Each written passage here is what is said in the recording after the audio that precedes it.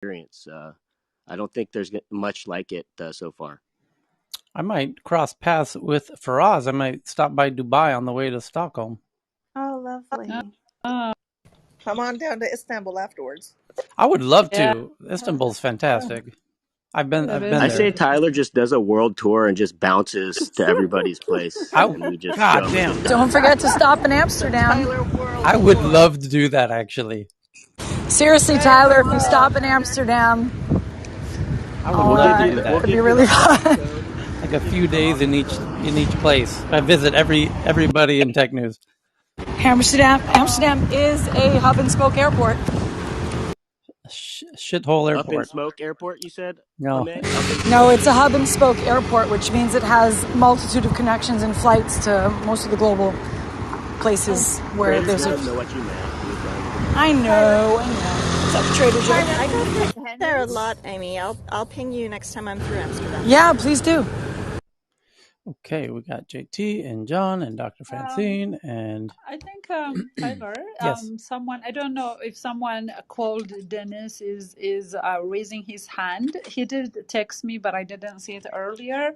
He was sending me about a news he's got from Netherlands. Emmy, you're there, so I don't know why you didn't get this story. But anyway, the news is Netherlands working with China in research Ah, on the the DNA Are you research. talking about the Netherlands yeah, Bank?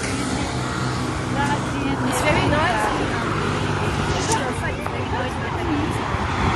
Who's mowing the lawn? Amy. Amy, your Me, I background think sound I is Mowing the pretty saw lawn. her. noisy.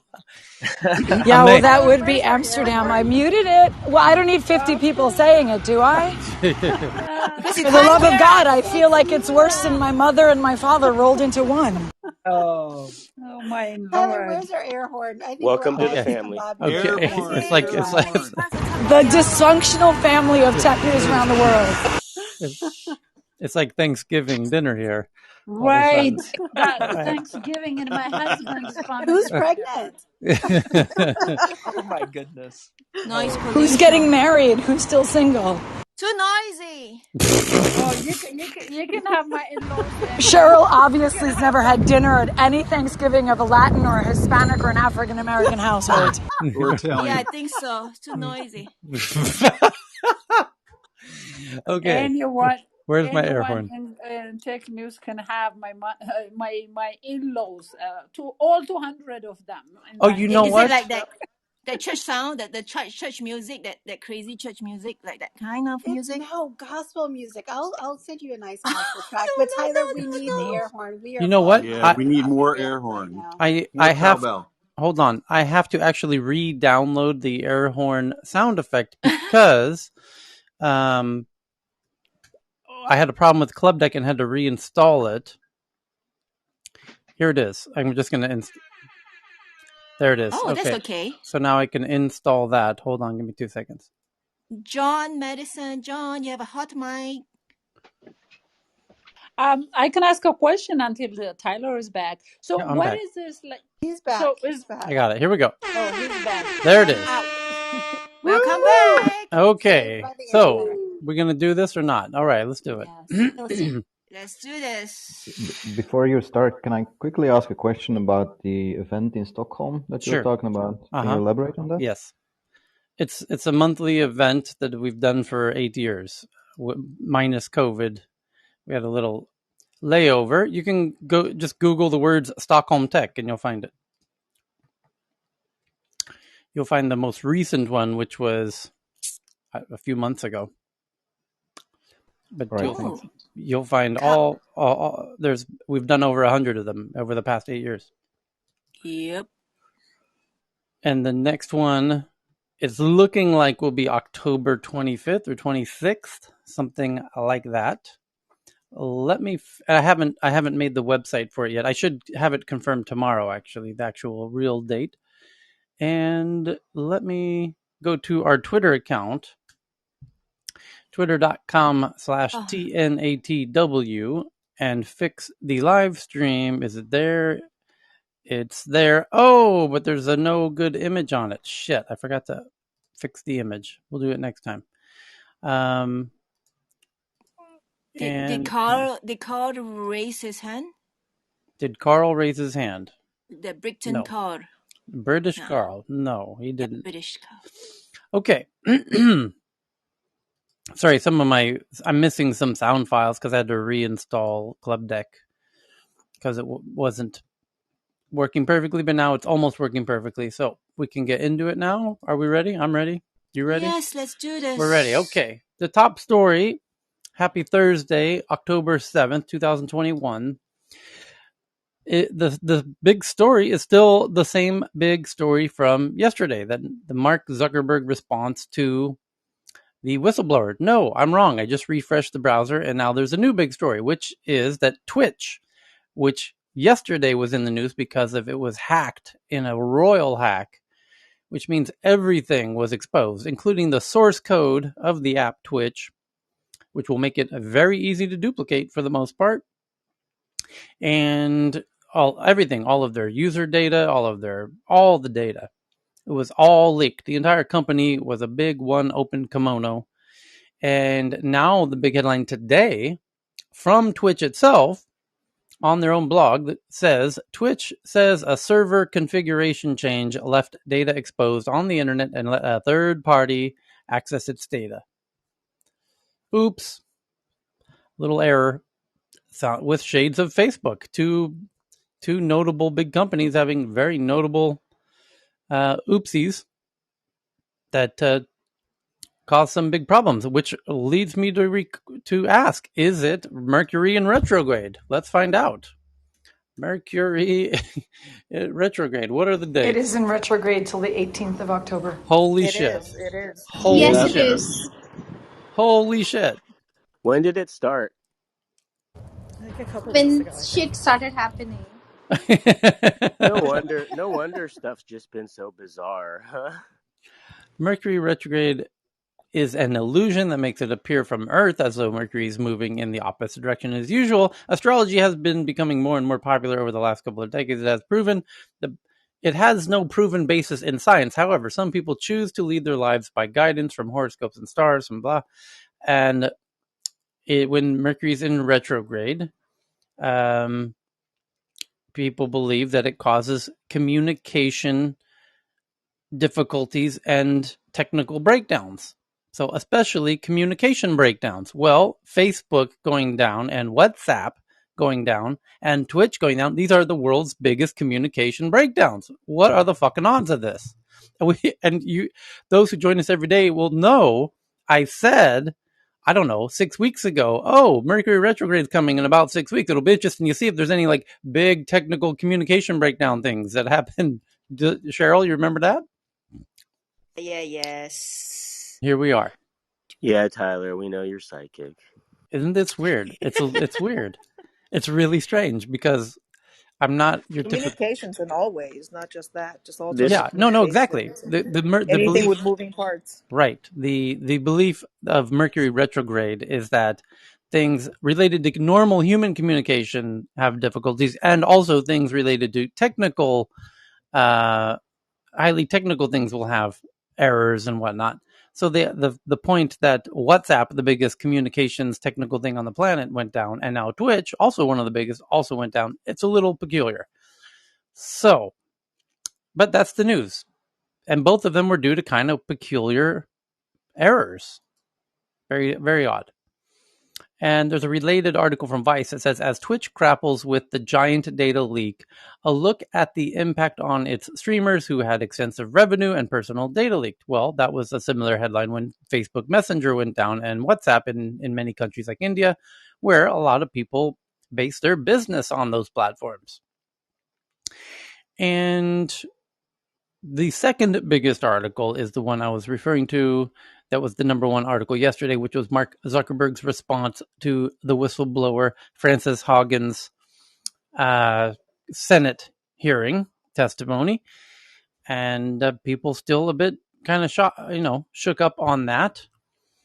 There is one interesting update from the Wall Street Journal. They say they have sources now that today Facebook has begun limiting internal info sharing to, stop the ability for something like this to happen again in the future, where previously, Frances Haugen was only able to do this whistleblowing because she had access to files and documents that really had nothing to do with her role at Facebook. And she found the most important document she found was from Instagram. She didn't even work at Instagram, which is sort of the point. And now Facebook is setting up, kind of siloing everything and making it so that people can't search across the entire organization for stuff that isn't directly relevant to them. So there's also in that same article, it says that Facebook is pausing product rollouts as employees conduct quote unquote reputational reviews to make extra sure that anything that they do here on out, at least in the short term, doesn't cause them to, break through the ice, as they are treading on rather thin ice at the moment. And it would be, they're still above water, but they don't want to find themselves in over their heads.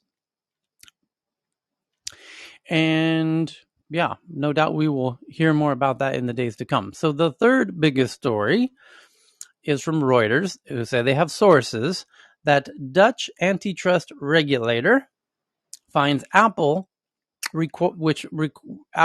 requiring developers to use its in-app payment system is anti-competitive and orders changes. And there's another Tyler prediction came true. I told you, after Korea passed that ruling, did I not say other countries are going to start doing this? They all watch each other, and here it is. So now the Dutch are telling Apple, hey, you can't force developers to use your exclusive in-app payment system. You have to. Tyler. Yes. That's very interesting as well, because the Dutch have really been super, super sharp on Ideal. And Ideal has been like sort of their lockdown of being able to do bank transfers, like to pay everywhere. We've got Tiki. We've got a lot of it. The Dutch are really proud of the work they do in fintech. They're super proud because they have Mali here and Adyen and stuff like that. So they're really crazy on top of it. And that's not new news for me. I've got friends that have been talking about this for a while because the co-founder of Mali is in my network. So at the end of the day, we used to talk about it over beers and stuff because it's just something that it's just the way the culture of the Dutch are. So yes, they probably did do this out loud now, but it's been something they've been talking about and hemming and hawing over for a bit now, especially with Mali and Adyen being here. Yeah. So this article from Reuters says exclusive Dutch watchdog finds Apple App Store payment rules anti-competitive. The Dutch Antitrust Authority has found that Apple's rules requiring software developers to use its in-app payment system are anti-competitive and ordered it to make changes. For people familiar with the matter said, in the latest regulatory setback for the iPhone maker, Apple's App Store payment policies, in particular, its requirement that app developers exclusively use its payment system, where commissions range between 15 and 30%, let's be honest, they're basically 30%, have long drawn complaints from developers. Yes, for years, like a decade. And then very recently, Korea said, fuck Apple. Enough's enough. No more. We don't want our South Korean developers paying this 30%. This is bullshit. And it's over. And I said, oh, wow, holy cow, somebody did it. Now that somebody has done it, the others will do it soon. As soon as the geeks in those cities go to their politician friends and say, hey, Uncle Sven, guess what? Guess what just happened in Korea? The developers over there got their government to take down Apple's 30% tax, and we could do that too. Here, why don't we do that? Here, it makes sense. And now Russia's talking about doing it, and now the Netherlands is doing it. India's talking about doing it. Mark my words, everyone's going to do it. As soon as one does it and they're able to do it, they're all going to do it, because a country has no real loyalty to Apple. They're loyal to their own developers, of which they have tens or hundreds, sometimes millions of, who are paying this money to Apple, which is isn't exclusively an American company for the most part. So, of course, a country like the Netherlands, watch out. Now that the Netherlands do it, all the other European countries are going to jump on this train in a heartbeat. So, The article continues that the Dutch investigation into whether Apple's practices amounted to an abuse of dominant market position was launched in 2019, but later reduced in scope to focus primarily on dating market apps. They included a complaint from Match Group, owner of the popular dating service Tinder, which said Apple's rules are hindering it from direct communications with its customers about payments. The Netherlands Authority for Consumers and Markets, the ACM, last month informed the U.S. technology giant of its decision, making it the first antitrust regulator to make a finding. The company had abused market power in the App Store, though Apple's facing challenges in multiple countries. ACM has not levied a fine against Apple, but demanded changes to the in-app payment system, the people said. The decision has not been seen by Reuters. An ACM spokesperson declined to comment, saying that the matter is currently under legal review. The regulator has previously said it expects to publish its decision this year. Apple was not immediately available for comment. The company argues its App Store rules ensure security and privacy for its users, which some people have shown some receipts to really challenge that notion fundamentally. And by the way, China decided yesterday that this issue in China can be brought to the big court in China. And oh boy, is that the one Apple's most worried about, because China, one country, makes half of its in-app purchases, 50%. The total of which annually is over $600 billion a year. 300 some billion of that is in China alone. And do you think China wants that money to go into Apple in the US or keep it in China with its developers? Let's think very hard about that one. That might be the hardest question anyone has ever asked. You go talk to your geek friends and get back to me on that one.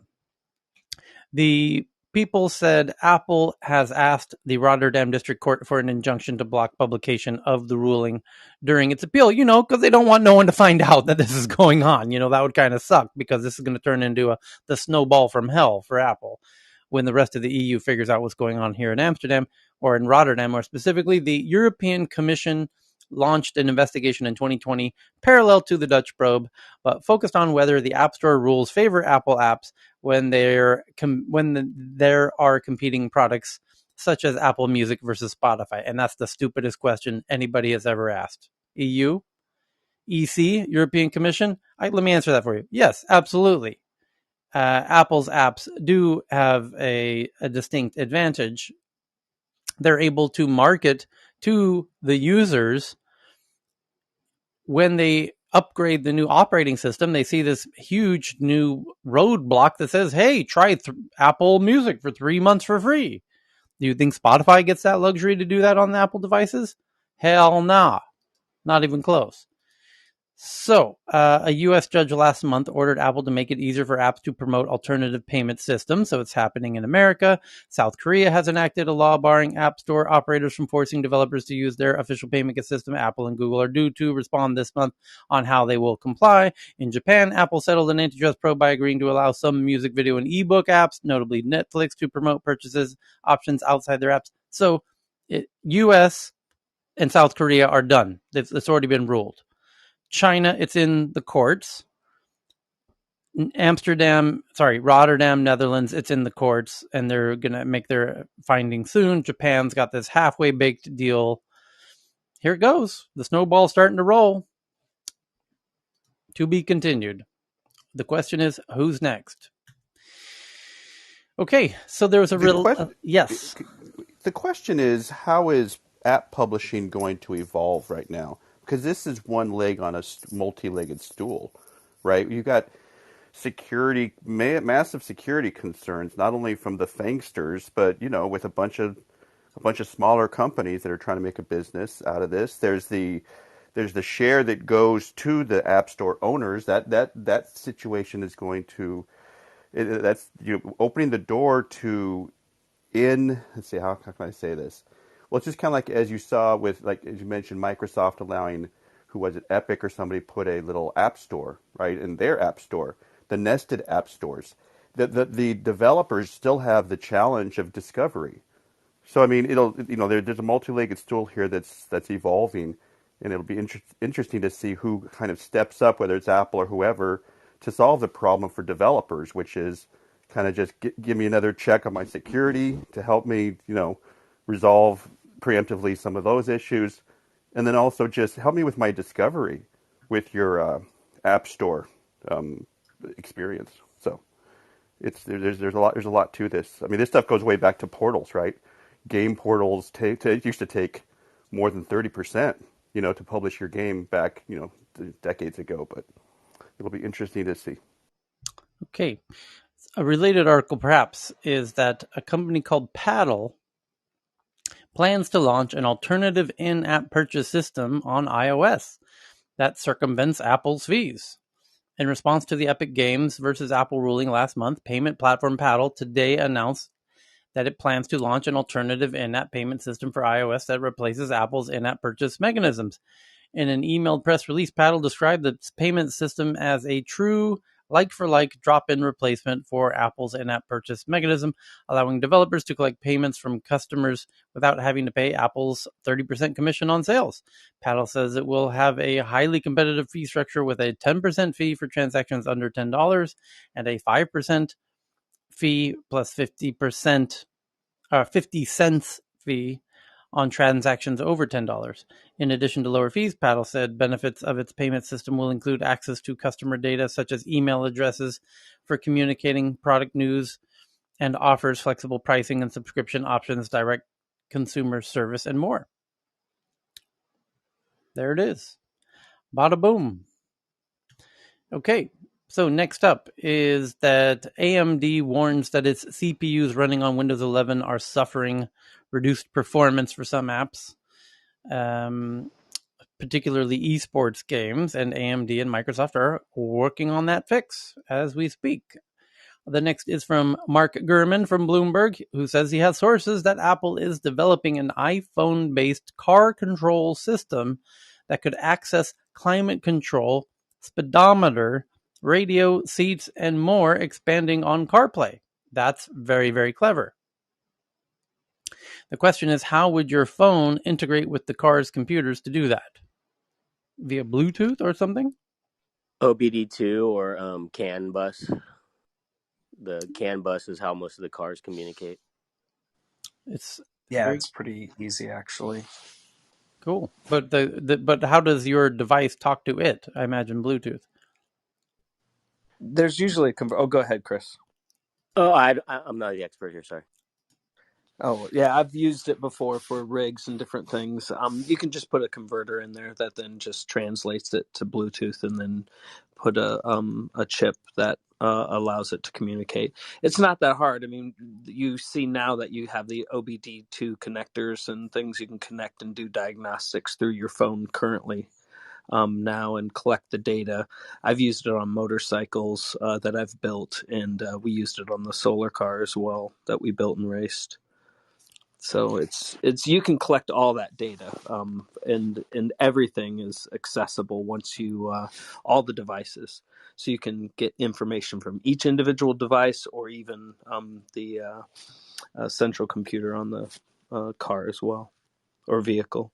Think about all the rigs and all of the semi trucks and everything else that are traveling. That's data's being collected and used and sent through cell phones now, before it used to be through satellite communications.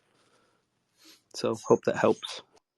So yeah, the other interesting bit is because of Siri, you could then control your car with your voice. Yep. Oh yeah, you could make changes. You could say, "Hey, it's cold in here. Cool, turn up the volume, turn down the volume, or right turn, left turn." I've been using voice on my motorcycle for a long time just to do messages, but it'd be cool to be able to make changes. So yeah. Next up from The Guardian, a UK High Court rules that Dubai's ruler, Sheikh Mohammed, used Pegasus to hack the phone of his ex-wife and 5 associates. Wow. And for those who don't know, Pegasus is a piece of spyware. It's an app from NSO Group out of Tel Aviv that sells to countries for $10 million a year, and it gives them the ability to hack into somebody's iPhone without ever being detected.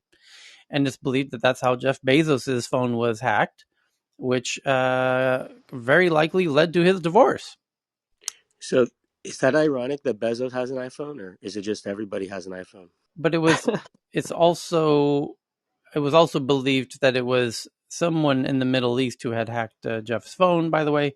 But now a UK High Court rules that Dubai's ruler has used Pegasus to hack the phone of his ex-wife and 5 associates. Sheikh Mohammed used spyware on Princess Haya and 5 associates in unlawful abuse of power judge's rule. So why is this relevant to the UK, though? I guess she was in the UK when it was going on. The president of the family division found that agents acting on behalf of Sheikh Mohammed, who is also Prime Minister of the UAE, a close Gulf ally of Britain, hacked Princess Haya and 5 of her associates while the couple were locked in court proceedings in London concerning the welfare of their 2 children. Oh boy. Those hacked include 2 of Haya's lawyers, one of whom, Fiona Shackleton, sits on the House of Lords and was tipped off about the hacking by Cherry Blair, who works with the Israeli NSO group. In July, a Guardian investigation revealed for the first time that Haya and her associates were on a data set believed to include people of interest to a government client of NSO thought to be Dubai. So yeah, that's why the UK got involved. More evidence that government rulers are all up in your business, keeping themselves in power a little bit. You know, I wonder if Putin's using this. You think Putin might be using this? I think he might be hacking political opponents. You mean by hacking? You mean literally hacking them up, right? Well, you're talking about Saudi Arabia in Khashoggi. Yeah, that's what I was saying. It was found that Khashoggi's wife was one of the people who had Pegasus on their phone. That part's not funny. And guess who knows which burner phones a former president in the U.S. is using? That would be Putin. If you guys, tomorrow we got Data coming on Clubhouse over here. You know, Jonathan Scott, and he's going to be disclosing some pretty like earth-shattering stuff on what he was able to uncover as far as what's inside of our phones and what's being tracked and monitored. You know, I'm not gonna kind of disclose what he can disclose and can't disclose, but he showed some of what it is, and holy cow, man! Like they've got like 5,000 data points, man. That they're that our phones are. We're not secure at all. And guys, I'm not messing around. I use a dedicated Clubhouse phone that never touches my home network. And guys, like, I come from the Apple ecosystem. I made iOS accessories for them. I'm a licensed manufacturer for them. I have access to their documents. And so I'm not saying their documents tell you all the leaks, but I know technically how all of this stuff works. And so this is very, very, very real. And, protect yourselves, guys. I second that from Chris. Yeah, but up to this point, I think we've all everybody's like, hey, is this happening? Is it happening? Data's going to come on, and it's 10 a.m. Central Standard Time. I'm hosting him, and he's going to actually show, like, screen share what he can, but it'll be like, hey, here it is. Here's exactly what it is, and it's like he showed this to me, and like my whole brain was completely blown, and like so this was a few days ago, and the implications are. It's not even about like taking one person or like the spy versus spy thing. It's more about the complete extraction of the United States and pretty much around the world's mental like technology, like everything. Like I mean, if you have access to get to passwords and to any if you can listen in on any device anywhere and have kind of godlike access, you can just listen in, pick up passwords, and go take down the the designs for the latest whatever it is, defense systems or weapons or technologies from anywhere in the world, and that's not theory. He's going to show how this is real. Okay. Next up, Hey, Twitter. Chris, can you? I'm sorry, Tyler. I was just going to ask Chris if you can give some tidbits on the protection of the phones and what you were just talking about. Other than maybe some things that we don't know about. Can you give us something? I'm telling you basically that they're literally Swiss cheese, and I have a device because I know it's Swiss cheese. It has nothing on it about me. All it has is my Clubhouse account and a burner Instagram account, and it doesn't even link up to my iCloud account because once your iCloud account's compromised, all of your passwords are compromised, And more importantly, it never connects to his home network. He never and uses the it never Wi-Fi. connects to my He home only network. uses Never the uses the cellular Wi-Fi. connection. I never use my Wi-Fi because once they have your Wi-Fi, there's other points of ingress. He's right. He's 100% right. And I mean, every keystroke is logged. Every single. I mean, this is unprecedented. Like, yeah, Chris, you're doing. I don't know how we deal with it though. That's the thing. I And mean, and hopefully, and the thing is I don't want to defend Apple, but this is not Apple. This is the world we live in. These things are planted by third parties, whether they're friendly to the exactly. U.S. or friendly to other countries. These things are getting put in at the hardware level to spy on you. So, like, the thing that Tyler and I really kind of connected first was I brought the Bloomberg China chip story, which is a story about on servers they were embedding little chips that could spy on the servers, and no one knew about them until they got them into an X-ray. And when they saw the X-ray, they're like, "Holy fuck! What's this little tiny chip in between the layers of the circuit board doing here?" And like that's what I'm getting at. So when we talk about the devices and security, I kind of laugh because if the servers are compromised, it doesn't matter. You're 100% right, dude. Like that's just and here's the question: where's all of our phones made? Where's most of the phones made? Right, China, right? China. And like that, yeah. So you have a bunch of different parts in there, and firmware, and a lot of different parts in there, and then things can have like time bombs that And come up and and do quite, and different quite things at different frankly, times. yeah, In the in and the quite in the frankly, hardware. before last year, I was not a target. I'm a boring guy. I'm like my bank account's almost at zero, like every day, and so like I'm not a target before, but now because I'm in a startup, I have to be very conscious that there are just people out there that are looking to capitalize on other people, and Okay, so my awareness is just hyper aware. And I'm sorry, Mahar, I didn't that's mean to right. jump over you. Next up is that Twitter is testing a new feature that gives users advice for maintaining civility before they join a potentially controversial conversation. In a battle to add more social privacy upgrades to its platform and make Twitter a better place, the Blue Bird company announced a new feature they're testing, which is basically they're going to start tagging tweets as being potentially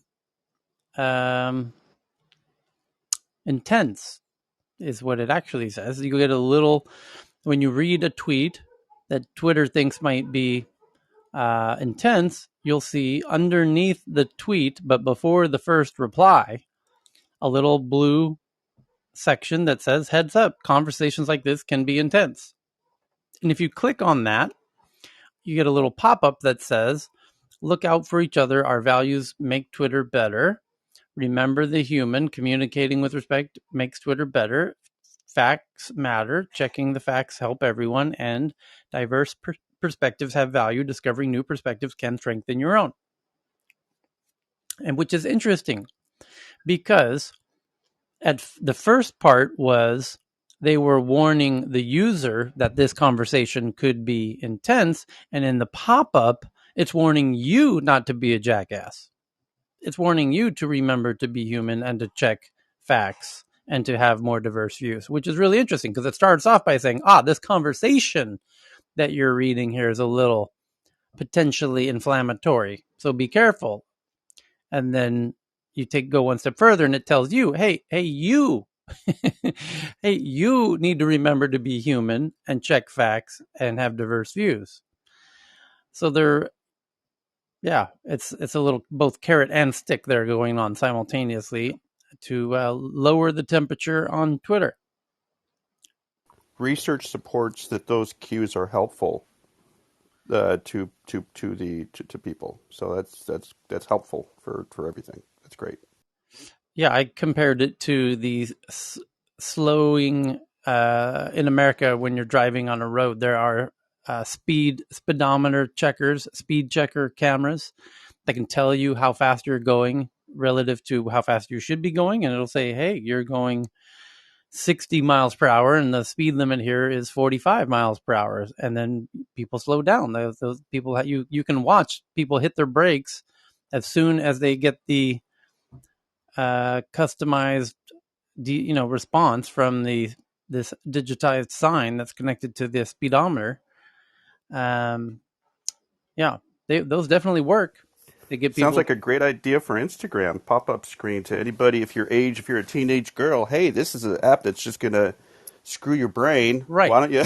Well, that's what we What decided to a do with smoking, because with smoking it's That's right. obviously bad behavior and people need to be told, because the fact of the matter is there's a lot of stupid people in the world who, some of them would claim, "Oh, I didn't know that this was bad for me, and now I'm suing you because you didn't make it abundantly clear to my stupid brain that this was harmful. I didn't know that hitting myself in the head with a hammer was going to cause me brain damage, and I'm suing you, the hammer company, for not warning me." Essentially, is how it works in America. So these cigarette companies have to put incredibly obvious signs on the cigarettes that this is very, very bad for you and will give you cancer. That's a And good example because before they did that, they knew how bad it was for you, yeah, and but there so was did no everybody. no before no Oh, no sure in the absolutely not. sure in My parents, so 1850. my Yeah, you're parents right. were You're right. In they smoked. Yeah, 1755, people absolutely. didn't know. You're right. No, 300 no, no, years no, ago, no. nobody knew. Hang on. So my parents, like everybody, smoking was cool, Yes. because of great marketing. But before Pick a they were year. forced, Pick a before they were year. forced, Pick a year. It's pick a been year. several What? years, decades. 1920. The more Yeah, well, here's why, because the more intelligent you were, the earlier you knew. Tyler, my parents, who So were pick a year. Tell me intelligent, how long it took your 60s. parents to figure it out. Well, they stopped. No, Yeah, no, they stopped. They right. stopped. Right, but was there a notice on the package, right?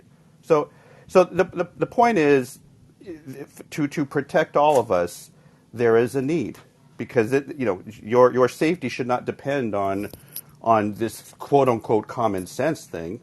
Because common sense is not, there's no Right. such thing as common sense. People Correct. need to get informed. That's my point. Well, we need to look out for people. Right. And so I actually think, because we've agreed that that is the correct solution in the case of cigarettes and in the case of speeding, it might also be the solution for social media.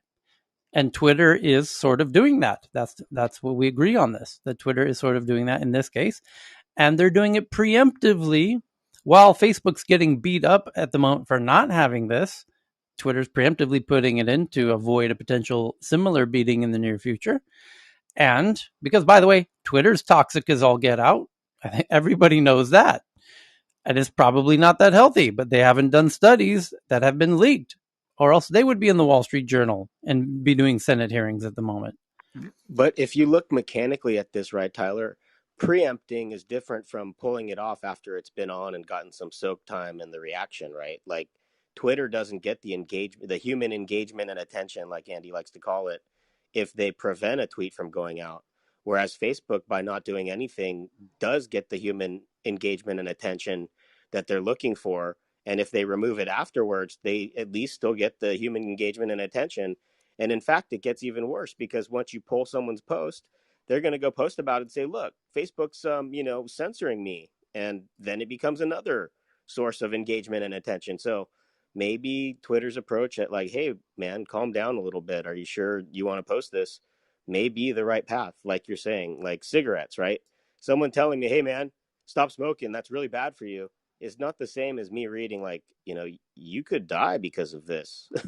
And Oh, me right. sitting there by myself, Well, like, here oh, you you know bring what? up a You're great right. point because we're at a point now where people don't like being told what to do by other people, especially online. So I would argue that a big part of the reason that people who don't like to wear masks don't want to wear masks because they don't like being told what to do.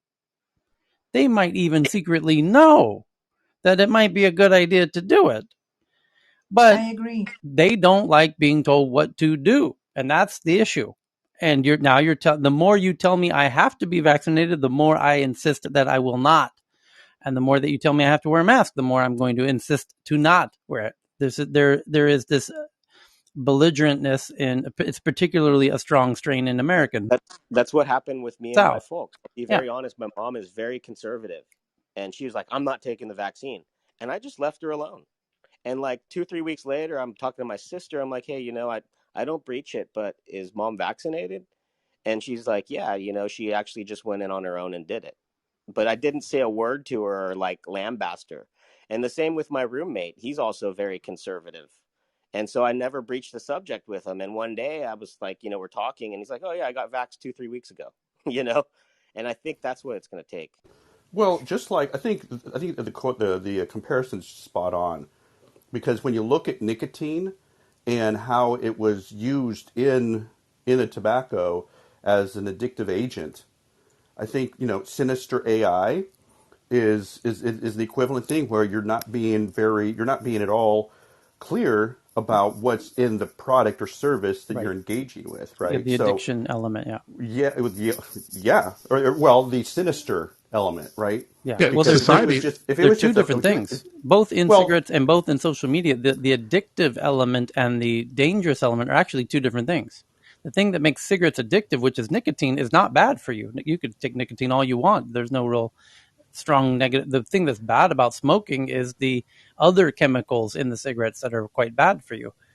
Similar with social media, the thing that's addicting you to it isn't necessarily precisely the algorithm, and then the negative content that you see, which I would say make the analogy to the other chemicals in the cigarettes that are actually really bad for you. It's the other content in the social media app that's really bad for you, and it's bad. So I think the warning label again that Twitter's doing, I applaud them for doing it actually, but and then I think Instagram, and I said it when we were here 12 hours ago when we met previously. What would we suggest it might be the right solution in the example with Instagram and young users? By the way, do you get a pop-up after 15 minutes or after 10 swipes saying you're this is not, you've used an unhealthy amount at this point, you should probably put the phone down and go for a walk? And it Or how about just like the COVID banners that are popping up every time you post anything about COVID that lets you know right away that this COVID information is blah, blah, blah, and check out this website to gain the correct information.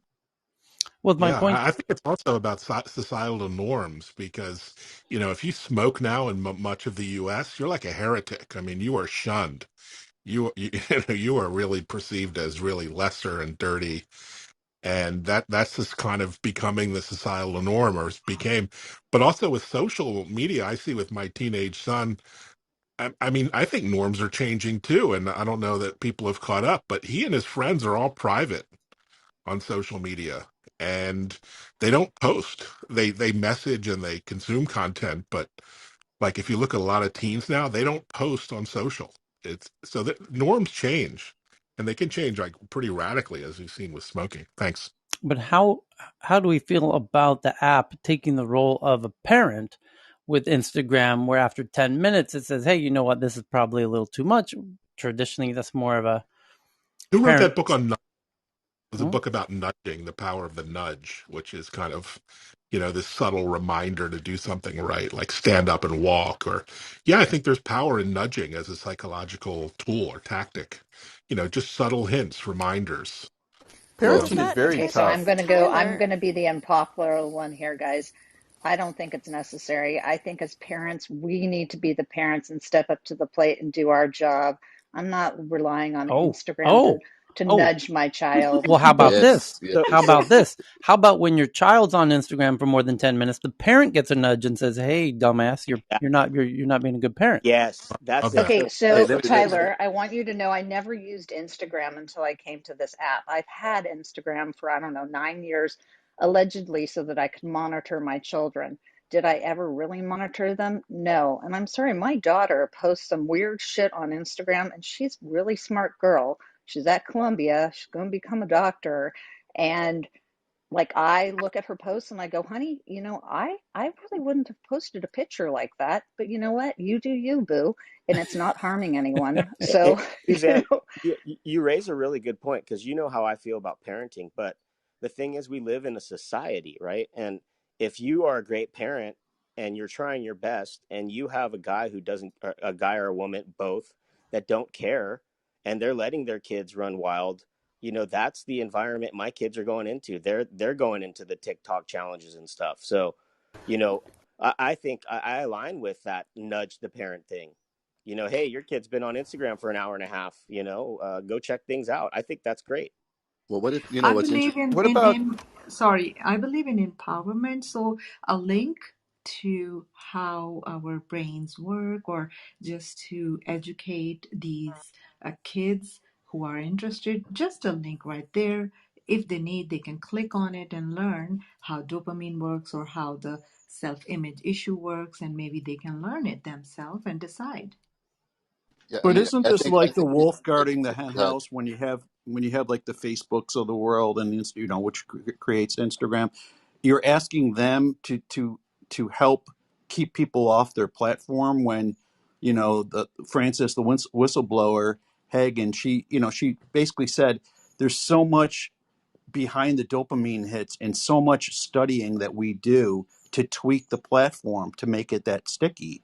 So now you're saying, okay, now we're going to drive people off. It just seems I'm skeptical that they're going to do anything to keep people off the platform other than just just something that looks good, or that's temporary, that really isn't going to have the impact that we all hope it would have. Well, I if you believe go Parenting, doing the into like, right thing may help people stay on, because the youngsters are leaving Facebook already. well, if you like look at, here's a question: would you go send your 10-year-old to spring break in Cancun? Right? I mean, that's kind of what's going on when we put our kids into Instagram and these kind of things. So I agree that it is a parental thing, but like sending a kid to Cancun to run around on the beach and then say, hey, there needs to be signs for my 10-year-old kid not to look at things that they shouldn't at. I mean, that would be kind of strange. And so I think that you know I mean, and if adults can't even uh, keep up with controlling themselves and the addiction stuff, we can't expect little 10, 12, 13-year-old kids to really do so. And these algorithms, I mean, there are psychological studies out there. I mean, they teach, there's classes on how to go in and modify human behavior, and that could be used for a good thing if you use it to drive people towards Exactly. Just positive good. things. Use it for Yeah, the good. yeah, Hmm. but right now it's all being used to extract money, and that's a problem. well, but I don't want my kids on any of guys, that this stuff. is so I mean, I'm just going to make it real. Go into Nordstrom's and go into the children's department. There's a lot in the children's department that I don't want my children. I didn't want my daughter. I didn't want my daughter to wear, but it was there, so I had to guide her to. I'm pretty sure showing your belly button like that wouldn't be, what you want to do at school. Like we as parents have that responsibility. It's out there. It's been out there. Everything's been out there for a long time. It's just the ease of use of social media is so much greater. But you sit down with your kids and you talk to them all the time. I mean, I nonstop. I'm talking to my kids. So I think, well, yeah, it might be nice to have a little bump reminder. Oh, hey, Rachel's been on, Instagram for a half an hour. I'll go in and I'll say, hey, Rach, you've been on Instagram. I think you probably want to get some of your other stuff done, right? But I But think it's the parents' Wait, I'm responsibility. Susie, and I'm going to jump in. I'm going to actually challenge it a little bit, because it is the parents' responsibility, but they can't do it alone. These tech companies are huge. They're nation states. They're manipulative. They have behavioral analytics teams from Stanford. They're there, and these guys, it's not just kids, it's adults, it's everybody. And so It's the Twitter everybody. thing, That's what I was going to but the say. It Twitter, it needs to come from several angles. And so it's, I think it was, it's not Tversky, it's the other one. Thaler did the nudge book, and he worked with the EU government, and Obama had a nudge department as well. The gal that worked there, does, oh God, she might have been like Duckworth or somebody. But anyways, these things are very valuable and helpful. Because these platforms are highly manipulative and in driving traffic. And it's not just that you have to be, Tyler, super intelligent. Everyone's not super intelligent, and a lot of things can come out and influence you. Even if you are intelligent, that's what the direction they send these things. I mean, that's how they get you. They marketing is designed to get you enticed into whatever it is it's selling you, including keeping you on a platform or posting or buying. I mean, there's plenty of intelligent people that go down these filter bubble rat holes, and you know their beliefs are strengthened and strengthened in that direction. So I think the nudges are a very good idea. I think the one that Twitter's doing with the preemptive, let's try and keep this platform nice, is going to be very helpful. I agree, the nudges that you were talking about with the speeding signs, and if you look on a lot of your uh, geography apps like Waze and those guys, if I'm going over the speed limit, it puts up a little sign. There's lots of nudges out there, I think, that can send you in a good direction. So it's multi-factored. Um, and there's who's the authors that just put out the released the new book on the tech and tech nations and how we got so bad. They were it was Rich Reed, and the other one they did an interview on Clubhouse last night that was pretty interesting, and I'm going to get that book as well. But people just don't understand the depth and impact of these apps. Well, on And that And note, also Yes, so IQ. oh, like looking forward now, everything is out and a lot of things are still not out, but this is a call for action for Facebook and such to take the right action and maybe develop some trust with everyone who is now looking at them, for their next step. But okay. IQ. But which one last point on this? People keep thinking it's all about IQ. IQ is not EQ, and common sense is not IQ.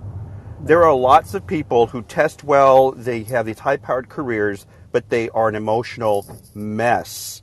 We have an entire half of the world's population that is under assault with regards to them developing self esteem. So these cues are really helpful. And Suzanne, love you, Suzanne. But there's a lot of parents.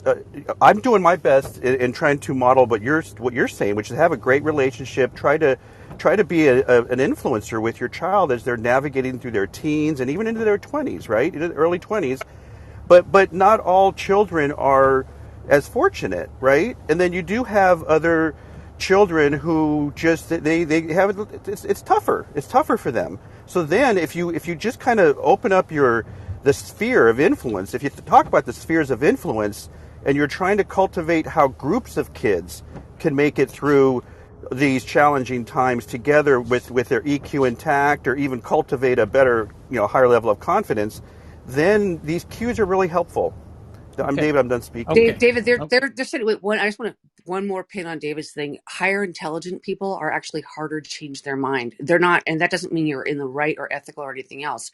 You can be extremely intelligent and be wrong or have the wrong views. We're not going to say everyone that's not I'm pro-vax. I can't say everyone's stupid that's not vax. I can't say people who disagree with me are stupid, but people are they have different views, different backgrounds, different perspectives. And also, the studies show that the higher your intelligence, the more set you are in your ways, the more you can find evidence to justify your ways. So, and against, yeah, I totally agree. People, what if the parents have views that are damaging or detrimental? And the problem with Rachel's posting is, yes, she may not want to portray herself like that at that time, Suzanne, but that's perpetuity universe. Now that posting is going to follow her for the rest of her life. So that's where you want to, parents need to be, another aspect to that. But anyway, it's just people so just thank you. By the way, I was playing devil's advocate, you guys. So just saying. okay. But Now, there's a related article to kick it up a notch, believe it or and not. then hey, Tyler, I'll leave it as your option. But Katarina down in the audience, she joins us sometimes. She's Yep. got some. And she said she's got her hand raised. Okay, hold on, Katerina. But let me just add this into this a little spice into this guacamole here, which is if I just Googled the words TikTok challenge and look what the new TikTok challenge is. And notice how geographically diverse these 10 headlines are. These are all on the same issue. It's just the Google results. And I clicked on the news tab, by the way. So I'm looking for news articles about TikTok challenge. And it says from the Washington Post yesterday, Connecticut Attorney General calls out TikTok after student faces expulsion for slapping a teacher. Number 2, 20 hours ago from Insider, slap a teacher challenge. TikTok says it hasn't found any evidence. Number 3, slap a teacher. TikTok challenge raises concern. School advocates in Jefferson County are urging students not to participate in the latest TikTok trend to slap a teacher 1 day ago. 22 hours ago from people.com. Schools and teachers warn parents of new slap a teacher TikTok challenge criminal behavior. Next one, USA Today. The TikTok challenge asks students to smack a staff member. The nation's teachers are feeling burnt out. The next one, South Carolina School District warns after elementary student follows through with slap a teacher TikTok challenge. Next one, the slap teacher challenge, the latest trend to take over TikTok, sees students escalating their rebellion against their school's teachers. The next one, zero tolerance for slap a teacher TikTok challenge, says South Florida schools. Lancaster, a new TikTok challenge targeting teachers, is encouraging students to slap school members, elementary. And then Newsweek says elementary school teachers assaulted by pupil and slap TikTok challenge. And California, the U.S. California Teachers Association issued a warning, according to Newsweek yesterday. Educators beware, warning issued against slap a teacher TikTok challenge in California. So this is covering the U.S. Sioux Falls, South Dakota. Tonight, there's a new TikTok challenge. The school districts and police departments across the country want you to know about slap a teacher. New Britain, Connecticut. New Britain, Connecticut. Lafayette. I can just scroll on and name a new city on every article. The entire country is battling the newest TikTok challenge called Slap a Teacher. And TikTok claims there's no evidence for it.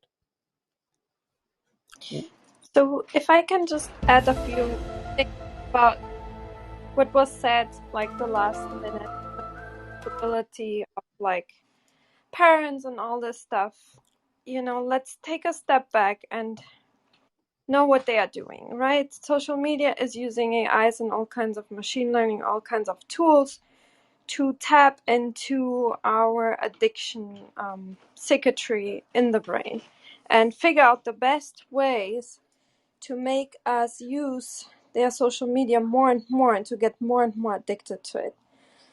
The thought that we have a chance by just using common sense and so on against this is an illusion. It's the same illusion as if you tell somebody, you give somebody heroin, and then you tell somebody, oh yeah, don't get addicted to it. Use your common sense, use mind over matter, basically. I'm sorry, but if we are all doctors here and scientists and so on, at least, some of us, like mind over matter, we are made out of matter. At least what we can scientifically prove, we are made out of matter, and matter consists out of those circuitries that they are purposely targeting. And, we had the same thing with nicotine and tobacco. Now we are having this. So, of course, it's also the parents' responsibility to say, don't slap your teachers and stuff like that and have like oversight. But even the parents are already addicted to that stuff. And, parents have less and less time historically to cope, like in New York City, to have a bunch of kids and to feed them and to pay for everything. There are families where both need 2 or 3 jobs. It's just not, the reality of most parents is not the reality of maybe the everyday reality of people that are right now having time to do this. So, and it's unfair to just judge people this way because they're battling against something that is heroin and it's freely available for every kid. I got it. I now understand why Western civilization is collapsing. Because, as you just said, single parents, working parents, don't have time to parent their kids. In developing countries, The kids are raised by the extended family of grandparents and aunts and uncles, and they don't fall into this kind of bullshit. That's what happened to me. I was raised by a grandparent. Well, let's take that back. I am pretty screwed up. So let's reconsider that data point. Okay, back to the TikTok challenge that is sweeping the nation that TikTok itself says there's no evidence for. Yet for some reason, every school district in the fucking country is raising the flag and it's all in their local news sources across the country. And this is 1 week after the Destroy Your School challenge, which students did. And the schools raised the red flags about that. And it's now escalated to the Slap Your Teacher challenge, and students are getting expelled from schools for slapping their teachers. And what's that do to our education system compared to the East? Right. And yet we're putting Facebook on trial for studying how Instagram affects their users.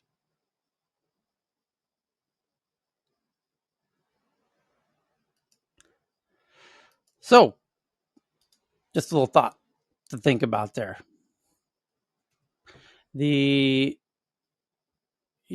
Washington Post. A TikTok trend inspired students to steal toilets. Now schools officials say they're slapping teachers. From much of September, the TikTok challenge drove young people to rip soap dispensers off bathroom walls, steal random classroom items, and even remove entire toilets from the stalls. Some students have been criminally charged for participating in the challenge, and TikTok has attempted to scrub videos and hashtags associated with the trend from its platform.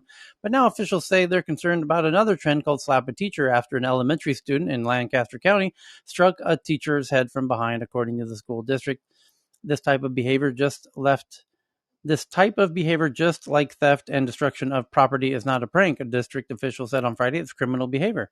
In Springfield, Missouri, another teacher was slapped as part of the challenge. KYTV reported Tuesday. 3 days later, Lancaster County School District reminded students that they could be expelled for assaulting teachers and staff members. A politician in another state blamed TikTok for allowing the dangerous trends to emerge and spread on its platform. TikTok fails to control the spread of dangerous content. No. They're intentionally spreading it. They are intentionally doing this. They have weaponized their platform to precisely do this. They're not failing to control it. They're brilliantly succeeding at controlling it. I ask a question? Yeah.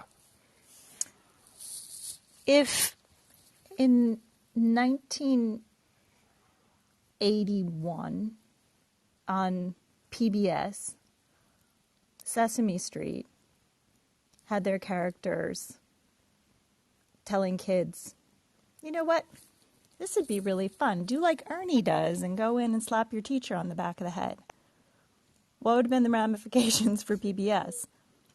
I think PBS was a response to equity for children that they knew were falling through the cracks because parents were having to work 2 or 3 jobs, and it was difficult. It was difficult to parent and put food on the table and make sure that everything was getting done around the house as those social norms were shifting in the United States. And that's what that programming was all about, was trying to help, these kids were going to plop down in front of the TV, but let's give them something to learn, give them something to engage with. So it's just a thought, I realize it's hard to compare old school television to social media, but it's like if there was accountability with that kind of programming. Right. So can you equate social media to programming? Let me take that idea. Yeah. Let me take that idea up one notch directly from the Washington Post's own words here. TikTok, now one of the most used and downloaded apps with about 1 billion monthly active users, has become home to some of the most viral and dangerous challenges. Multiple children have died this year after attempting the Blackout Challenge, in which participants strangle themselves.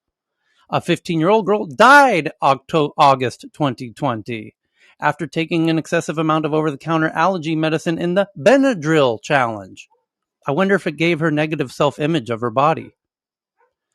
The company, the company has worked, but in a letter to the company this week, the Connecticut Attorney General said it is not doing enough.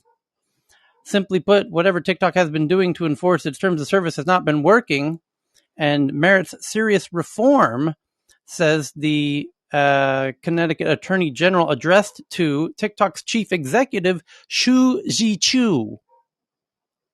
That's the CEO's name, Shu Ji-chu. So Wait, remember when? I got a very serious question. Here's a serious question. Does this stuff happen in China where it's Uh, made? well, let me give you No, a no, headline to this answer that question, where the CCP has told TikTok, we're going to take over your algorithms and there will be no vulgar dancing. There will be no effeminate men of any kind on the platform because we don't want our Chinese citizens being exposed to homosexual like behavior on your app. And there will be no vulgar dancing, aka twerking. There will be no shenanigans in the app. And in fact, you will amplify very positive content like Marxist critical theory in TikTok. So they've put so in Because, China, and by in the China, way, 2 weeks ago, the CCP invested financially into TikTok and took control of one of the 3 board seats of the company. and and so if and they're in the, if they're on the board seat and they can make change over there, where's that same language for our kids in the United States? there isn't, and that's the thing. In that, and so what Tyler's talking about. Anytime someone does something on television, they say, "Don't try this at home, kids." Right? They're literally telling them on TikTok, "Please do this at home, kids." And so, why do we say, "Don't try this at home, kids"? Because somebody can get their asses sued Yeah, for telling litigation. them that.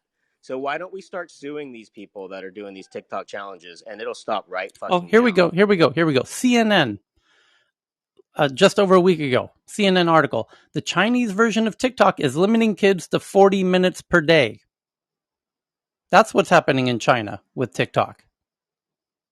And it's made in China, right? Isn't TikTok Correct. made in It's a China? Chinese app. Yeah, and so No, And, basically, China's coming in on the social platforms and slamming them and taking control because, unlike in the U.S., China is seeing the damages of this, and so they can. People are like, well, why don't we do the same thing? Because we're not an autocracy. They it's have the digital power to opium. do that. no. But what Well, Tyler's point is, it's being weaponized against us, and Correct. that's accurate. That's exactly But what's we know going. that. but Yeah, see, that's what we've been saying here. That it's the national security issue. I mean, there's so much going on, so but We have a right to defend ourselves. This is right. a very interesting but way in which TikTok is weaponizing our own kids against us. That's a it's great And not point. just about China. It's not just about China though. It's the system in place. We won't take the ball and take control. It could be an American company doing it. It could be Chinese. I'm not a Chinese sympathizer, but I'm gonna call it like I see it, and maybe I don't see things right.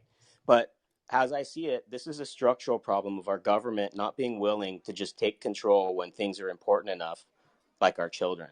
And They don't so, have like, enough resources. let's They reframe. 1,000%, Let's 1,000%. reframe this one more time. I was born in I was an '80s kid, and Tyler, you were too. I guarantee you, this isn't totally new. We had knockout challenges when we were a kid. We had that, like, you would choke yourself, or you would try to pass out, and you would do all these stupid things as kids. I don't know if you definitely did them or not, but I know they existed because we had people that would pass out doing those stupid challenges. It just wasn't recorded and broadcasted. It's And I'll shut right, up. Chris.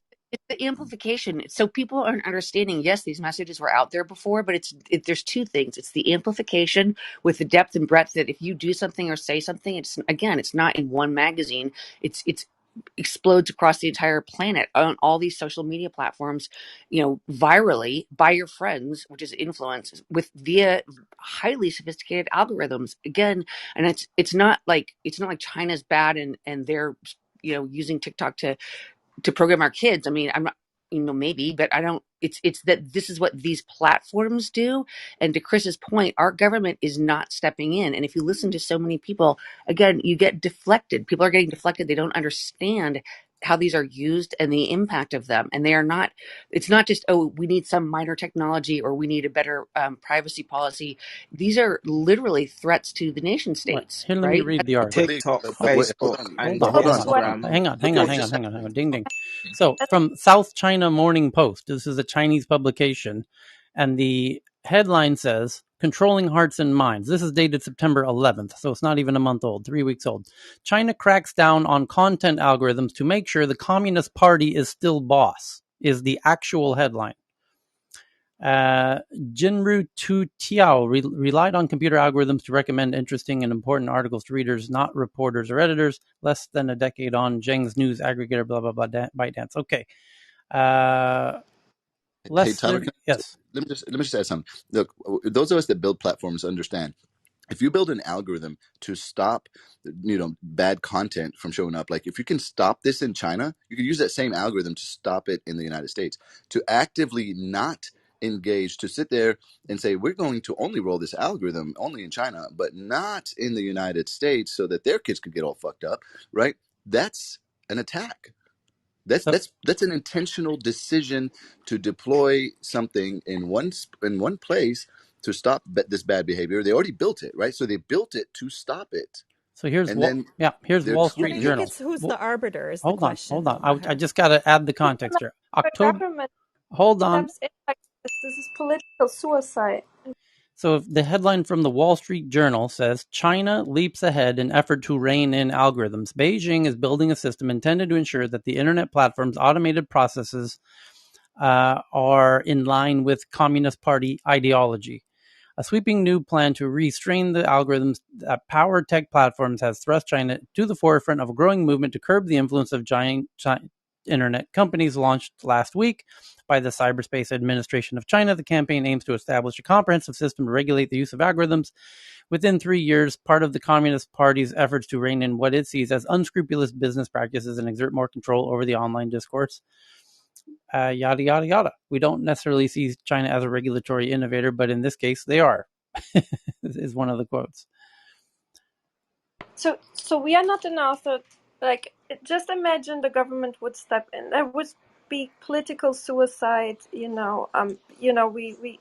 So how in the U.S. things usually work, at least with kids when they are not allowed to do something anymore, is there was a big lawsuit once and people lost a lot of money. Like my kids are not allowed to play outside in the snow in public in New York schools because there were a bunch of lawsuits where kids were injured, and now it's not it's not safe, and insurances don't cover anymore if the kids are outside in the snow. That's how it works in the US. If you just as a government step in and don't allow something, free speech and stuff like that, that's suicide. Like nobody would do Okay. that. So I just got to bring the receipts. August Well, 17th. then what do we Oh, do? yeah. Here, I just got to, just for the full context here. From South China Morning Post, a Chinese publication, on August 17th, Chinese government takes stake and board seat in TikTok owner ByteDance. So they have, and it says in the article, there's only 3 board seats, which is an unusually small board, by the way. To have 30% control, perhaps more, and an investment in TikTok and controlling the algorithms in China, where they're only now limited to 40 minutes per day. And yet in America, it went from destroying the schools to slapping the teachers in the past week and a half. And It's the when apocalypse. confronted, TikTok says there's no evidence of that. Wait, let me ask you a question. Are our kids different than theirs? I mean, when they're making these decisions, they're like, hey, you know what? We'll go ahead. This is bad for our kids, but for those kids over there in the Western states, go ahead and let them Maher, go. You know what I'm I saying? Like term, that's I term, I term this digital opium because that's how we used it. We didn't. The British, they couldn't. Opium took over Hong Kong so bad, China couldn't do anything, right? And this is the same thing. Like Americans are showing, the rest of the world showing that we can't really do anything about it. And this came to mind because of what Tyler explained. And basically, this is digital opium. Like they know this is so bad for us, and so they're keeping their own people from it, but letting everyone else have it. Yeah, that's exactly what I see, Chris. And exactly. I it's I am the most anti-Trump. Trump was right to either shut it down or require it to be partly owned by the United States so that we could have some say in how it operates. Remember that? Yep. Remember Hey, when Very Oracle well. was right. trying to buy TikTok? Yeah. Hey, this is Robert. If I go back to the pre 70s, if I am behind the Iron Curtain, I would say that wasn't Voice of America the same way for those countries that were restrictive? who viewed Voice of America and all those other things into those countries about the American values, the Westernized values. And I mean, it's sort of like this is like get back. And I'm not saying I justify it, but this new digital warfare and communication warfare is pretty interesting. I don't know how we could reach any other conclusion than the one that Francine just articulated. I mean, it's just like staring us in the face.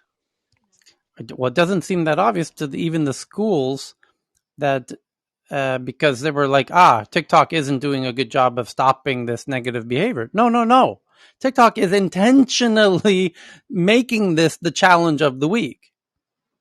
They have no interest in stopping it. They have a great And interest in, and this is in the schools themselves don't understand that. and You know, didn't we learn this about Facebook just a few days ago? I mean, it's like the same situation. But Whoever gave that example of Sesame Street gave the best example. The Sesame Street NPR one, did we really good. not hear the part where the children have died from the blackout challenge and from the Benadryl, how much Benadryl can you take challenge, overdosing on Benadryl? And we're grilling Facebook over young ladies saying that Instagram, they believe Instagram makes them feel negative about their own body self-image. That's the massive court case of the moment.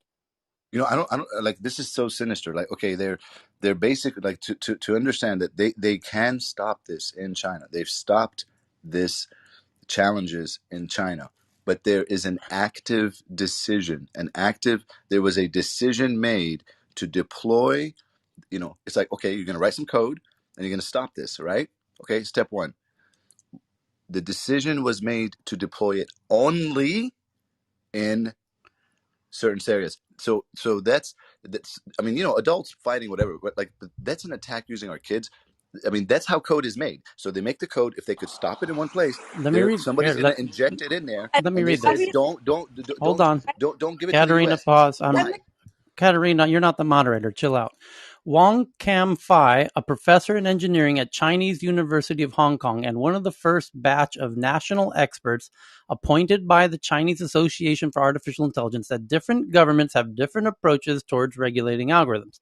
Europe does not have any tech giants, so the regulation is more focused on users. Good point. While the US has to balance the public interest with the effect stricter regulation could have on larger employers such as Facebook and Google. Also a fucking brilliant point because they're big employers. You don't want to overregulate them. Here's the quote. China has always said there can be no chaos, Wong said. For the government, social stability is a very important factor when they think of new legislation. You can see that even through these three places, US, Europe, and China, all want to regulate algorithms. They have different starting points. State-run Zhejiang Radio and Television Group has developed a new algorithm to promote mainstream values by automatically pushing what it calls positive energy content to users. Meanwhile, content from official propaganda channels such as China's Central Television and the People's Daily are high on the government's agenda. It remains seen, however, how this modern day propaganda push will affect the long-term operations of big tech. The truth is, I lack some of the skills to make an idea. Blah, blah, blah. Sorry, go ahead, Katerina. I just wanted to point out throughout colonization history, we Western countries did this, exactly this, to all kinds of countries for hundreds of years. And now we are whining about this, that we are not the people anymore that are in charge and people are doing this to us. So now we are on the other side of this and we have to kind of deal with this without forgetting about our principles that we fought for. Hmm. What I think is genius, though, if you again going back to Instagram, going back to Facebook, going back to all of the work that they do to hook people, adults and children, on their platform, and now you're coming up with um, a challenge, and then you're telling kids, hey, we need to parent you better, but you have an addictive platform and you have a thing called clout and status and followers and YouTube, you know, YouTube people that are professional YouTubers and your whole career in this stuff. So it's really, I think it's ingenious that the Chinese say, hey, attack them on this. They're not going to be able to get off of these platforms, and they're going to go with whatever this challenge is, latest, you know, TikTok challenge is. And because of the fact that Facebook and Instagram has made this so addictive, and these kids need this rush, and they also see that they could actually have a career selling viral videos, like them hitting a teacher and the thing going viral, and then they're not only famous in their school, but they're famous everywhere. I think it's kind of ingenious. It sucks, but it's This Well, ingenious. it's not. this is Sorry, Robert it's not. relating to the music industry, um, music and entertainment. Look, they've been pushing the same thing. I mean, there's rump shaking and all this twerking that once was not accepted, and as people took that, as silly as you can be and as harmful to society you can be, we made that fun and cool. There are words that we didn't even use that were not acceptable years ago that in certain communities they use as it's a toy, like it's a toy. So I'm surprised that we're surprised at this because of the algorithm. There's been stuff like this going on. Maybe more of you are getting touched by it, that you're understanding it more. But I've seen communities and societies destroyed by stuff like this that industries push. And now it's just become more sophisticated. Okay, I want to get it back into the big stories that are happening today. One from Bloomberg: investigation into Tether, which issued 48 billion coins this year as regulators struggle to understand its cash reserves, organizational structure, and other details. A wild search for the US dollars supposedly backing the stablecoin at the center of the global cryptocurrency trade. So, for those who don't know, Tether claims to be it's a stablecoin backed by the US dollar. So it's supposed to be tied to the US dollar. But it turns out they might not have the dollars that they claim they have backing it up. And they're asking them, well, what do you actually have backing up? And they're not exactly being very transparent about it. It's turned into this whole crazy mess. And so this Bloomberg has done an investigation into Tether, and you can read all about it. I'm tweeting it now to the Tech News Twitter account at TNATW. And most of the crypto folks, diehards, are very interested in that topic, but I think others should be too. That could be a bomb if that goes off. But the case about it was kind of just dropped, so now there's this investigation. So the next one's from The Verge. It says Apple says developers will need to offer users a way to delete accounts attached to third-party apps starting on July 31st. The company also confirmed its app reporting tool is supported on macOS. Apple will require developers that offer a way to create accounts in their apps to offer users a way to delete their accounts. Okay, that's not very relevant unless you're an app developer. But the next one's from the BBC. It says the Intel's CEO says it's not considering the UK for its upcoming chip factories due to Brexit. The company's investing $95 billion to open a European plant. So the UK lost a $95 billion investment due to Brexit alone on the chips. The next one, TechCrunch, a look at Vision Rare, a fantasy startup investing NFT game where users spend money to buy fake shares in real companies, starting with some Y Combinator startups. Now, this is going to be a powder keg of a conversation in Silicon Valley over the next few days because NFTs are hot, super hot, and fuego hot. So is investing and getting shares when you invest in companies. Well, when you invest in companies, you want shares in a legally recognized structure, like a corporation. And you have legal shares of that corporation as an investor. But would you want to own NFTs of a startup? If the startup is a DAO and it's a tokenized system, and you own coins in this tokenized economy, well, that's kind of like the crypto equivalent, modern day version of the old concept of corporations and shares in corporations. You have now.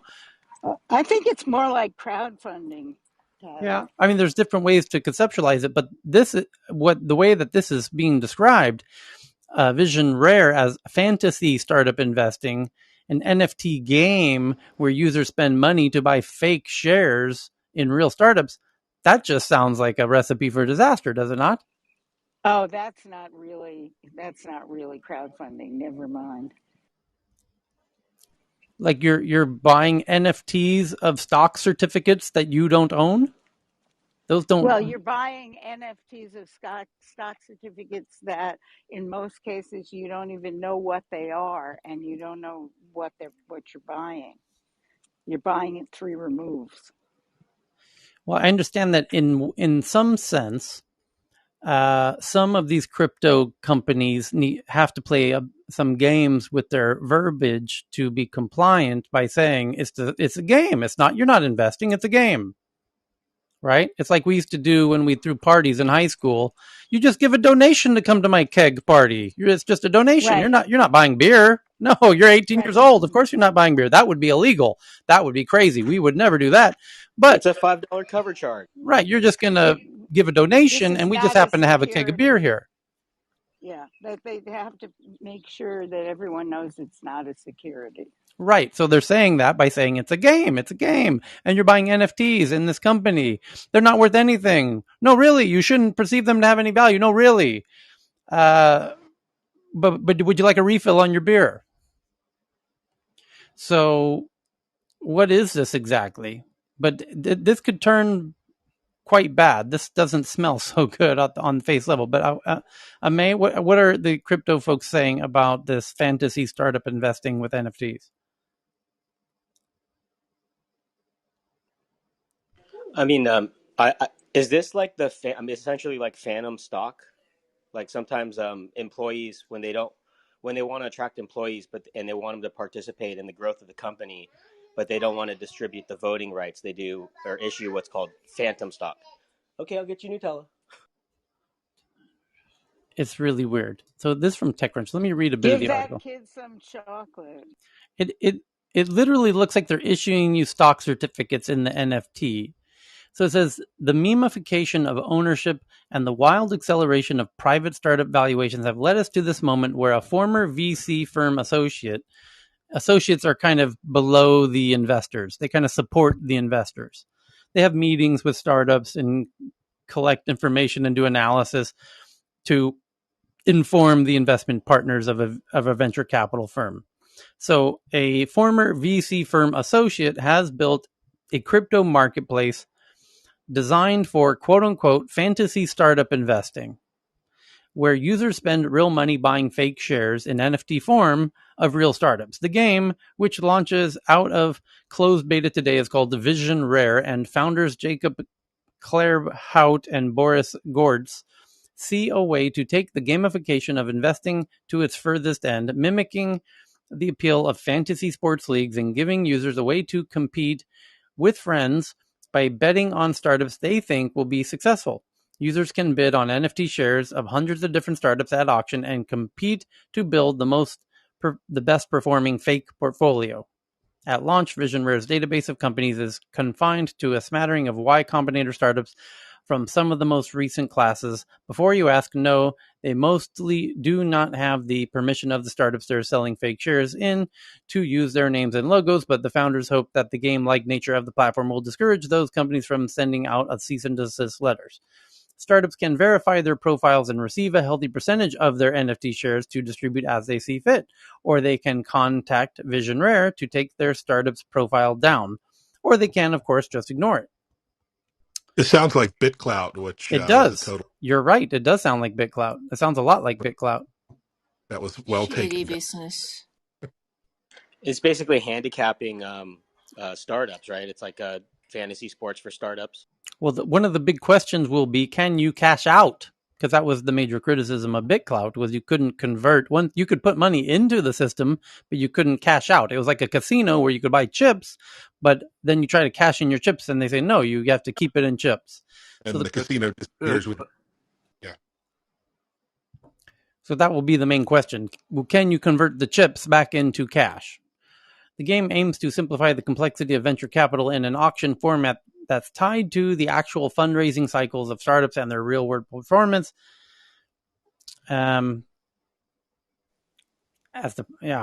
This is wild. You know, Tyler. Yes.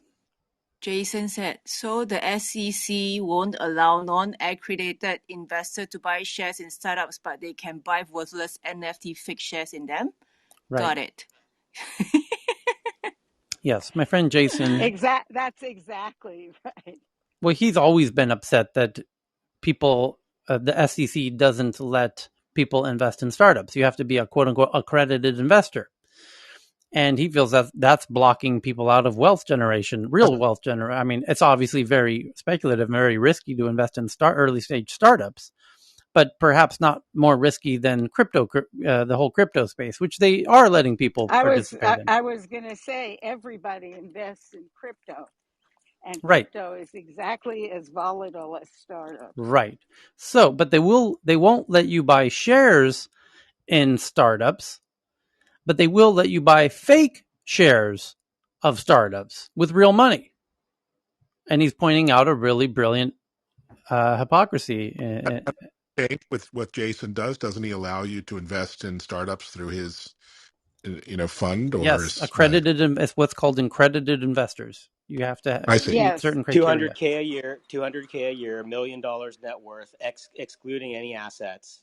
This is not easy to raise money for a startup. You got to find the investors, you got to be able to sell them on it, and they also have to be accredited, and that's the challenge Well, we have. Unless you it's build a company based on tokenization and sell shares through coins, and then you're not held up to those same standards. And then you could run the fuck away, as somebody just Yeah, did I in the mean past 24 hours. Called the SEC, the SEC Form D and all that stuff no, you got to fill out. what was the new NFT series of apes that just ran away? Angry Apes. Yeah. Angry Apes. The guy just you took the pile of cash and ran. $2 million. I thought it was 2.7. Yeah, but Yeah, 2 points. there it is. So don't tell me there's that those aren't there.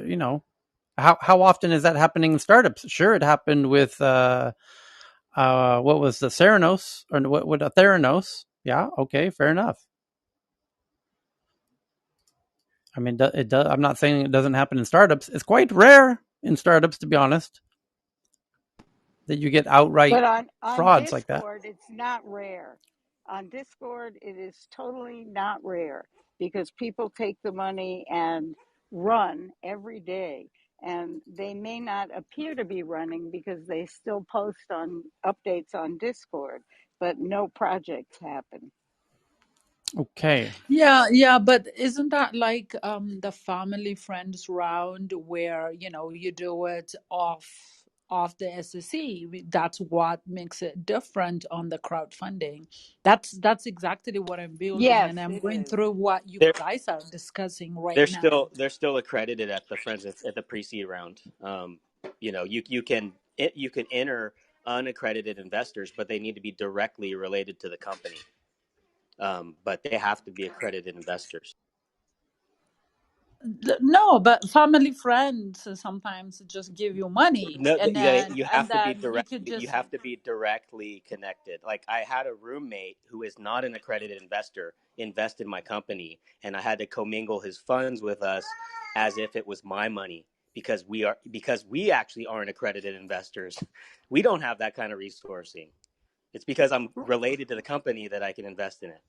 right. That's what I'm trying to say. That isn't that what even when Facebook started, and they couldn't But come like up with the money, and he's a my friend who, co-founder. yeah. Uh-huh. Okay. Next one up is the founder and CEO of Facebook-owned analytics tool CrowdTangle is leaving the company. Team members were reassigned several months ago, and CrowdTangle has been caught up in an internal transparency battle at Facebook. And what they're referring to is CrowdTangle's the tool that a lot of journalists use, and it shows what each day are the most commented on pieces of content in Facebook and the most shared pieces of content in Facebook. And to save you the trouble of looking it up, because if you might be curious, rest assured, today and every day henceforward, it's Dan Bonagino and Ben Shapiro are dominating the top 10 as they have for many, many, many, many months. And so the CEO is stepping out, leaving the company. The next one is from Reuters that DuckDuckGo and three search rivals urge the EU lawmakers to take against Google with new laws. That's some weird ass grammar. DuckDuckGo and 3 search rivals urge EU lawmakers to take against, I think they mean take action against, but they left the word action out of the headline, to take action against Google with new laws, saying they are yet to see positive results from an antitrust ruling. DuckDuckGo and 3 other search engine rivals to Google on Thursday urged EU lawmakers to take action against Google. Okay. Yeah, it's not going fast enough for the likes of DuckDuckGo and their friends. Yeah, the EU is going to take their sweet time. Dear startup, the EU and the EU Commission and the UN, yeah, these things go really slow. Really, really slow.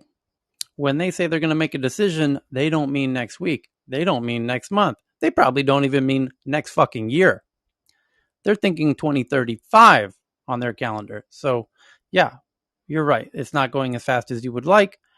Yes, the EU moves in ridiculously slow on things like this. So you will probably sell your startup before you get the decision you're looking for, by the way. The next one from Nikkei Asia. Japan's FTC will investigate whether Apple and Google are using their smartphone OS dominance to severely limit options for consumers by eliminating competition. Yep. More heat on Google and Apple abusing their duopoly powers of their platforms. And now Japan's going big on that again. Donish, are you on stage? Are you there? You are. There we go. And Vinay, welcome back. Donish says he's got some breaking news, everybody. Go ahead, Donish. So this is expected but breaking yet. So Pfizer, BioNTech have officially asked FDA to authorize their vaccine, and a date has been set. So October 26th, the FDA Advisory Committee will be meeting to discuss and potentially approve on October 26th the Pfizer vaccine for kids between 5 to 11 years old. Just to give some context on why this is so important is because 28 million children will be affected if the regulators do give the green light in the U.S. And once the U.S. approves it, it will be it will likely be followed quite swiftly by other countries. And so, and again, this is not FDA approval. Sorry, I used the wrong words. It was emergency use authorization. And again, this was expected this week, but it was submitted today, and they've already set a date for October 26th. Okay, now let's unpack this one a little bit, because in doing this, it will essentially require that once it's approved, that these 5 to 11-year-olds receive it to go to school. Yes. Right, and that will aggravate a whole bunch of parents. Agreed. A segment of them. Yes. Well, a whole bunch. Well, but we can both be right. It's a whole bunch. It's a segment, which is a whole bunch, like not Shitload. not a small amount. I think the ramifications of this are going to be quite large, and we as a society have to make a decision here, which is going to be a fascinating sort of social experiment, which is, we do know that the impact of COVID, at least the current variants, is, and again, this might be controversial to say, but it is very rare to have deaths and hospitalizations in children, but the children are a large vector for the disease and variants, and so we have to have this sort of deeper discussion about risk and reward. I will say that the one thing that you have to take into account into this conversation, if you're a parent, is the risk of long COVID, which we know is significantly higher in children with the Delta variant than it was with any wild type or Alpha variant, and that's a lifelong potential debilitating disease. So I think this is going to be a very complex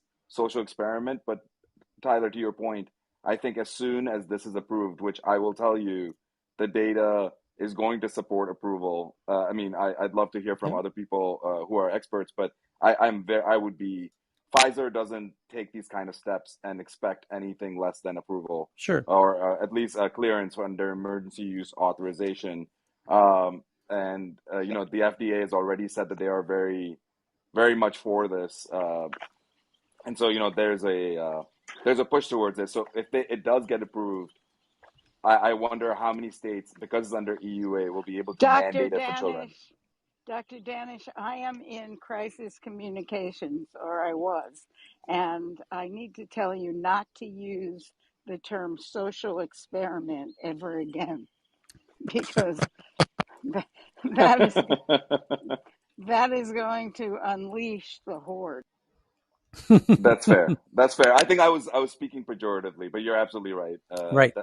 Francine. Well, can And if I yeah, before you do, let me throw a whole bunch of gas on this fire because my friends in Sweden are all hot and bothered today because Scandinavia, Finland, Sweden, Norway, and perhaps Denmark curb Moderna shots for young patients due to concerns over what is that heart swelling disease called? Myocarditis. Yes, thank you.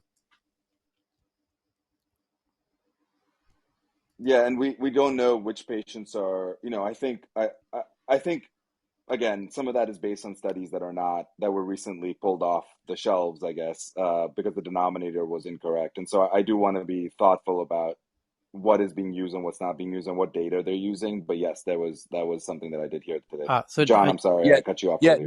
no I agree 100% with what's been said, and this is going to really help um, in one big way, and it's going to hurt in another way. And I think you characterize it well, Danish.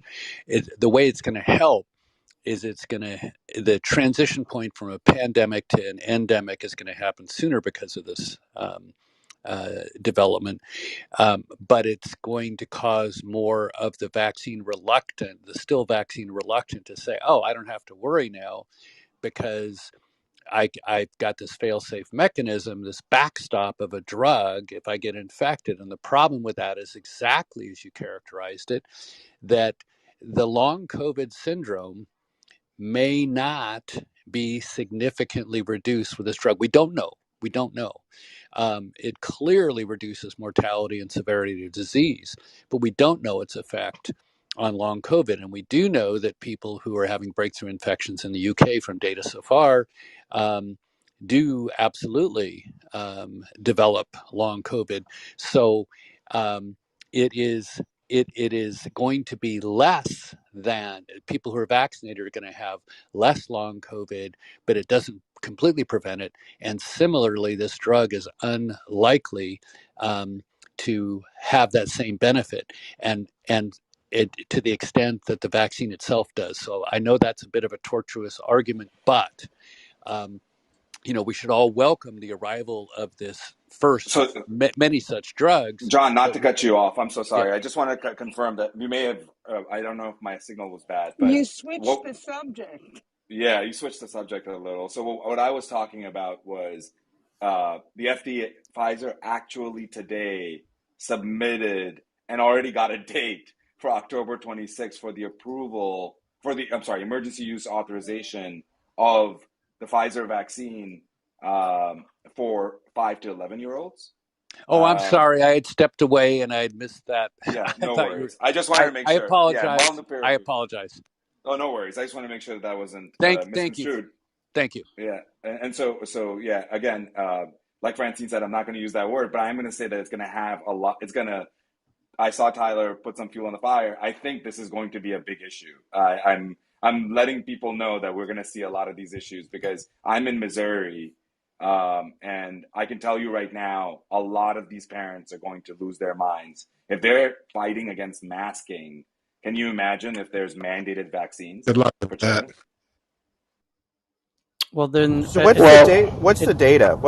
What is the data, and how does the myocarditis compare to other risks children face? I mean, we just need a head to head Yeah, so apples apples. myocarditis, just to be clear, the myocarditis is not in children between 5 to 11-year-old.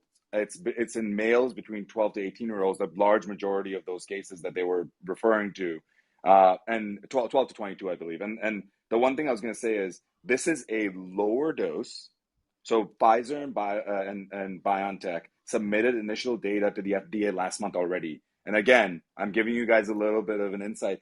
When they submit data a month early, and then suddenly they say, hey, we're going to submit for emergency use authorization. And by the way, we already have a date. Anybody that's been in the business knows that there's already been That doesn't happen.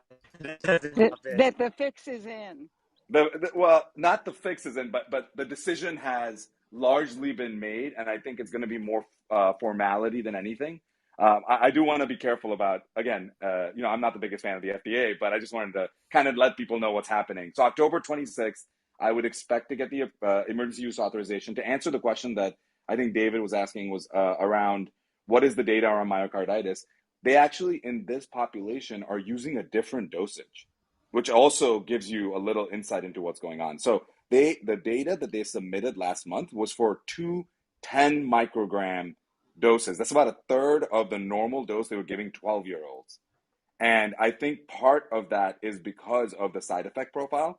And part of that is children have different, what we call pharmacokinetics or pharmacodynamics. And so you have to take that into account. You can't give a 5-year-old who is much, much smaller and much, has much lower mass essentially and blood volume, the same amount of dosage that you would give based on the pharmacodynamic and pharmacokinetics. And so I want to be thoughtful about that. The point here is it was safe and effective for these children. In the law, they've done a bunch of work on this. They didn't see a large side effect profile with 10 micrograms. And so I wanted to kind of remind people that this is not your grandfather's vaccine. This is a different vaccine in terms of the dosages. And that does reduce the side effect profile considerably. How about the Uh, demographics? Did they hit the different demographics? Because they didn't really they did not do a good job in the very beginning with regards to really hitting across all the different demographics, in my I mean, opinion. that's just one factor. Doctors know that treating pediatric patients is a challenge so much that they have this system called the Brazzolo system, where you lay them out on a mat, they're color coded, and everything you do for them is based on that. And so, like, there's demographics, there's actual, the physical size of the child. I'm not saying this stuff to mix it up, but just saying that this is very, very complicated and that's complex. I have a question to the doctor. Doctor, I heard somewhere, just if you can clarify it from another medical professional, that it's not necessarily the vaccine that might be the risk. It's like the delivery, and you want to avoid it getting into like the bloodstream. That's why they go into the muscle. But what would be the effect? Is there dangers of the vaccine because they're small children and going into the bloodstream and going up into different organs or brain or heart or something? That's a good question. One good thing is that the people that are going to be delivering this vaccine, in terms of the professionals that are going to be doing it, it's largely going to be in your pediatrician's office. And that's a one good thing. I will remind people that most children have a pediatrician. Most adults don't have a primary care doctor. This is an important distinction, Maher. And so the point is, we do intramuscular injections, not we, but pediatricians do intramuscular injections all the time. They know exactly what needle sizes to use, how to perform it appropriately, and I think that is a low risk, but it's something that will be worthwhile. I will say that the all of those types of risks are taken into account, and everything is labeled accordingly. So that is a good question, because if it did go directly into the bloodstream, obviously it would be a big issue. The Hey, goal of the vaccine is not to deliver a full dosage so that your entire body does it something. The goal is to give just enough mRNA and have it develop enough spike protein. And what they did was they modified the spike protein slightly so that it stays in your body long enough that your body can then make all the antibodies and the immune response to that spike protein without all the negative effects of the virus. And so you have to take into account the fact that all you want is just enough spike protein that stays just long enough that your body can mount that response. I don't know if that was helpful, but that's oh, was that's the helpful. goal. I do have a question, Doctor. It's Evan here. What are some of your pediatric or pediatrician friends saying about this? Are they, had angst about all the parents who are going to flood them with questions? Are they going to be like overwhelmed? I mean, there aren't that many pediatricians compared to other healthcare workers who would normally deliver the vaccine. Like, what are they? This is a very political. So there's very well-known pediatricians, and there's one that comes to mind whose name shall not be named, but if you guys will follow the Twitterverse, you'll know who I'm talking about. He's a pediatric oncologist, and he is very much saying that the risk benefit is not worth it. But the large majority of pediatricians, and this is slightly a political comment, but they tend to lean left in general as a community. And so, they're very much culturalized into this. And I think that I think across the board, we're going to see pediatricians that are going to be very much for it. I think the large majority of people are asking for, should we do this on a case by case basis? And if it was the regular vaccine, I would say so. I think the data for most pediatricians right now that I've spoken to, because I was talking to I have, I've obviously, this is a decision that's a personal decision for my own family. And I can tell you that having talked to some of the smartest pediatricians and pediatric immunologists, and again, I'm biased, but at WashU and Penn, which is where I went, across the board, they're saying, Danish, the last thing you want happening, I have one nephew, for example, who has he was slightly immunocompromised, and they're like, we need to get him in immediately, right? And so, but I do also have a healthy nephew, and they were like across the board, Danish, why would you take a risk at 10 micrograms with this type of dosage, with the side effect profile? This is a no-brainer. I think that the hard part we're going to find, Evan, is how much of this is going to be driven by politics, and how much is going to be driven by the fact that some pediatricians are scared to upset parents, because when it comes to, I hate to compare kids to pets, but it's sort of like being a veterinarian. The child can't speak for themselves, really, and so you really are essentially working with the parent as a pediatrician. And I think that we've struggled with such simple things like, your kid has a cold, they don't need antibiotics. Can you imagine now having across the country this conversation between a pediatrician and a parent, especially a parent that themselves is not vaccinated, Wow. about this? It's a really challenging situation. What do you think will happen when the first child dies from an immunization Oh politically? shit! I think what will happen, that's a good question. I think what will happen is, we'll have a deeper discussion again about the risk benefit profile. And we have to be careful because, I was in a room last night, and, with people that had a lot of opinions about the vaccine. And, people will say things like, my dad, that their dad just got the vaccine and 3 days later died of uh, surprisingly renal failure, which does not make sense. But my point is, that was the point that was being made. And, in that moment, I put myself, because I didn't know that this was coming, but, everybody in the know knew that this was going to happen. After last month, they submitted the information to the FDA that it was coming. And can you imagine if that person said, my child got the vaccine and 3 days later dropped dead? And it's a very scary thought. But just so everybody knows, the chances of that coincidence happening Very is high, not, it's not non-zero, right? right? And so like At scale, when Exactly. you're talking at 100 scale. million kids, one of them's bound to die anyways of SIDS or something.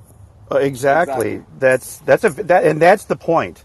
That is the point. As a parent, there's risk in a bunch of different things. You're always anxious. Okay, you're just always anxious, and so it's always. I'm hoping that the vaccine industrial complex, a little tongue in cheek there, just starts to do it right in terms of really doing a better job of marketing the information, the facts, and hopefully they're getting the research and the tests really, and they're going to present it in a way that builds confidence for those that are on the fence, because the misinformation, and just kind of the fumbles have been kind of just the problem. So And can you Hey, imagine this is what? Robert. Can you Real imagine if quick. they? Go ahead, Robert. Go ahead. Okay, just real quick. In our industry, we always knew, be very careful with children, seniors, and pets. Those are three things you don't want to, or three segments you don't want to screw with. And what COVID has created is a populist movement, and I think this is just going to add fuel to it. And we're just going to witness something worse than what we saw with the Tea Party, which I'm okay with some of the stuff that they're saying, and expect in the U.S. the Democrats, which I'm okay with, which will lose both the House and the Senate. What you can what I really hope they don't do is start saying you kids can't go to school if they're not vaccinated and force kids to get vaccines. I mean they did that with because then the fallout from that's going to be bad. I mean, I think this is a parent decision that should be made for their children. And the force factor is a big problem. Let people decide to take these things. I'm vaccinated. I think it's rational to get vaccinated, but I do also understand that the forcing issue is not necessarily against the vaccine. It's the inherent American internal trait of like you can't force us to stick stuff into our body through a needle, and to say you're going to force your kids to stick stuff into their bodies, especially, and then you can't, and you do it in this subservient kind of like oh they can't go to school if they don't otherwise, or you can't go to work. But Mar, hang Maher, I'm on, going to hang push on. back. I'm Yes, going to push please. back on that. Sorry, David. I'm going to push back on that. So, Maher, I'm going to try not to make this too personal because it's important, but I want you to think personally, okay? So, your kid is in school. They're vaccinated, let's say, all right? And there's another kid in school that's not vaccinated. Let's not talk about COVID. Let's talk about MMR or all the other things that we've seen. And then your kid ends up getting something that is life debilitating, like long COVID or measles for a child or mumps. I mean, these are things that we've essentially eradicated, but they get this because someone else made a decision, my body, my choice, but it affected your child for the rest of their lives. How would you approach that? And that. Just wanted to kind of say another thing to what Robert said, which is important. When we're talking about this, has anybody been talking about the fact that like all these kids are dying also, or they're ending up in the hospital? So I think like we always talk about the long-term side effect profile of the vaccine. And David, I love you, bro, but like, you were completely right that the messaging was bad. But there's also another side of it, which is human behavior. And we're not taking into account the fact that, okay, we may not know what the 10-year impact of the vaccine is, but do we know what the 10-year impact of getting COVID is? Because we don't Yep, either. but Let you're me arguing respond about to a Hey, vaccinated child next let to me an respond. unvaccinated child. I got a kid. I have two kids, right? I got a 6-year-old daughter that I love very much and an 18-year-old son. And Dr. Danish, I completely understand your sentiment. I do. I'm just trying to be rational here and say what's effective, right? So what is effective is if you're going to go and force people to do stuff, you're going to get this backlash. So I think what David here is saying is like, I hope they do a better job at not, using force, like use education. I personally, given the data, and I'll talk to doctors and look at the profile and be like, yeah, I'm going to give my kid the vaccine because it makes sense, right? But as far as what I'm looking at is from just an effective thing from a societal perspective. If you go force people to do stuff, then you're going to have this rebellion. So take a different approach of education instead of force. That's my piece. Maher, so that's Yeah, if I, can I get a word in? Hey, yeah, I'm sorry. I'm Go going to ahead. shut you up Sorry. for a moment. Oh, yes, please. So, Maher, while I can appreciate what you're saying, yes, and that's all in presentation. I hate when we use the word marketing around a vaccine because it shouldn't have to be marketed to parents. We should educate the parents, and I appreciate that. But at the same time, I'm right on board with Dr. Danish. You know what? If you choose not to have your child vaccinated, homeschool them. It's your option. Or maybe at some schools there'll be certain classrooms where all the kids that are unvaccinated go. But if I have chosen to have my child vaccinated, just like the MMR, I have chosen to have that vaccination and it's then mandated by the school. I don't want your unvaccinated child sitting next to mine and potentially giving them something. I'm Suzanne. I'm done speaking. But how would they Suzanne, get anything oh, if they've been vaccinated? How would they catch anything? That's the catch 22, right? If they're protected and there's an unprotected person next to them with mumps or with measles or with COVID, then if the vaccination works, they're Well, that's a good protected. question, John. No, that's not true, John. So I just want to be No, careful. that's there are breakthrough cases right now, and I totally agree with Suzanne's point. Like here, you do have a choice. You can keep your kid at home, and we've been requiring vaccinations for kids to go to school forever. It's just that this one got politicized, right? So, and I agree. People say this. It's like, well, we should have choice in this, and I want to have, you can't force me to do it. And it's like this is a societal view. I mean, this is for society. It's not just about you and your individual rights. This is what needs to happen across society. So this is unfortunately too politicized versus. Actual education around it, and there are breakthrough cases. So yes. The the battle is for science, everybody. This is not about this vaccine. This is not even a COVID thing. This has been an attack on science itself.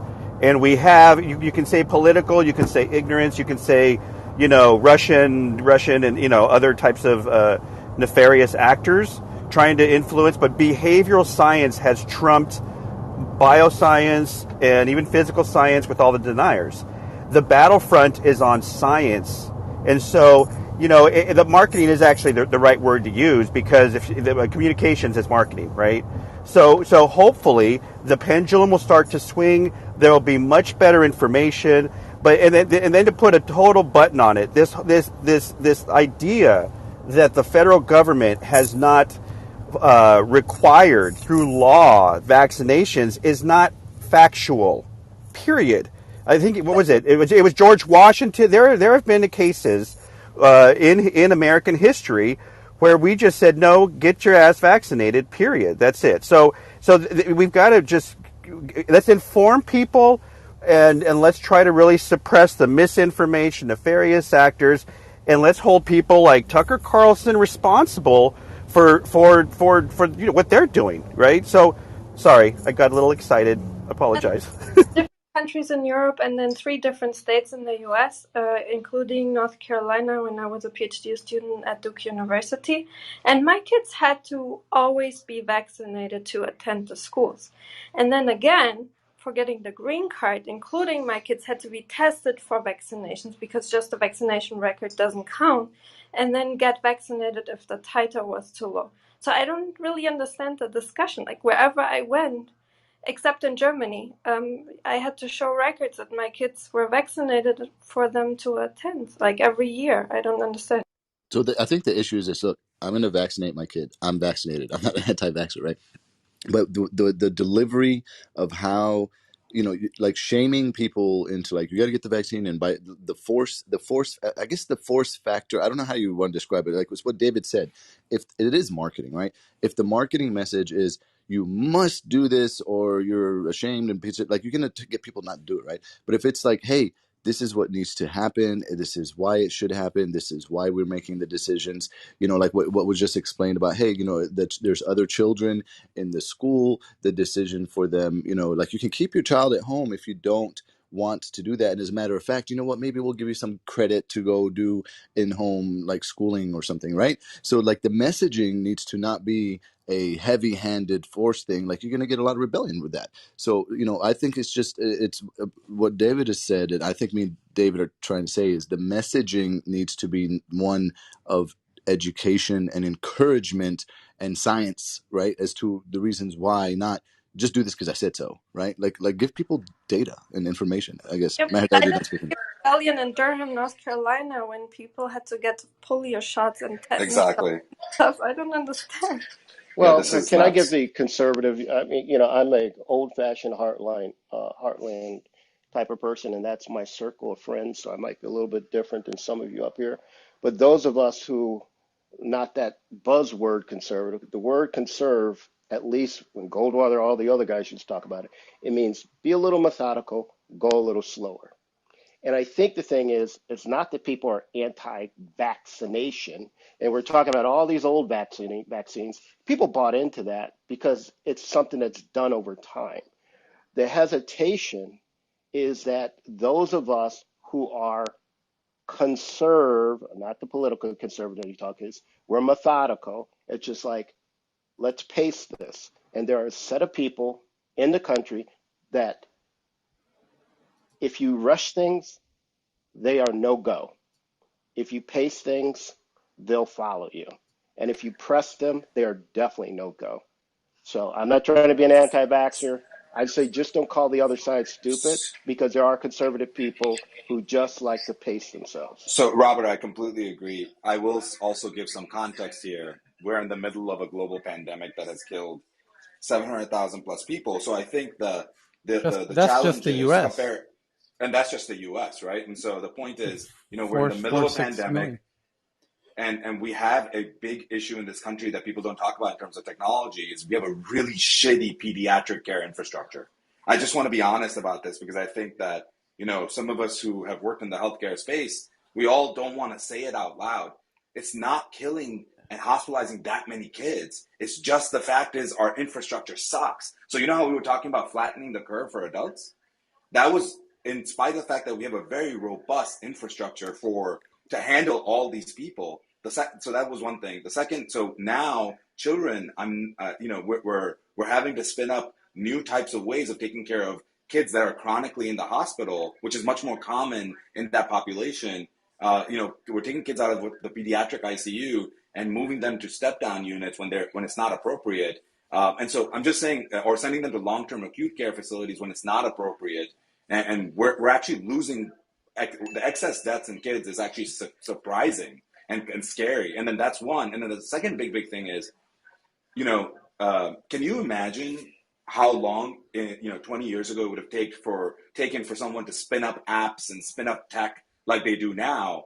Biotech also, just like any other technology space, is moving faster and faster and faster. We are, in my opinion, again, this is one person's opinion, and this is more of a technological opinion than a medical opinion.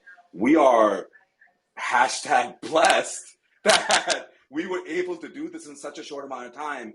Think about what would have happened had we not had this.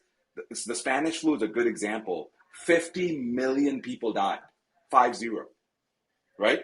This time we have curbed and flattened the curve. We've been able to reduce deaths and hospitalizations, at least in the 10 OECD countries that have gotten 80% of the vaccine.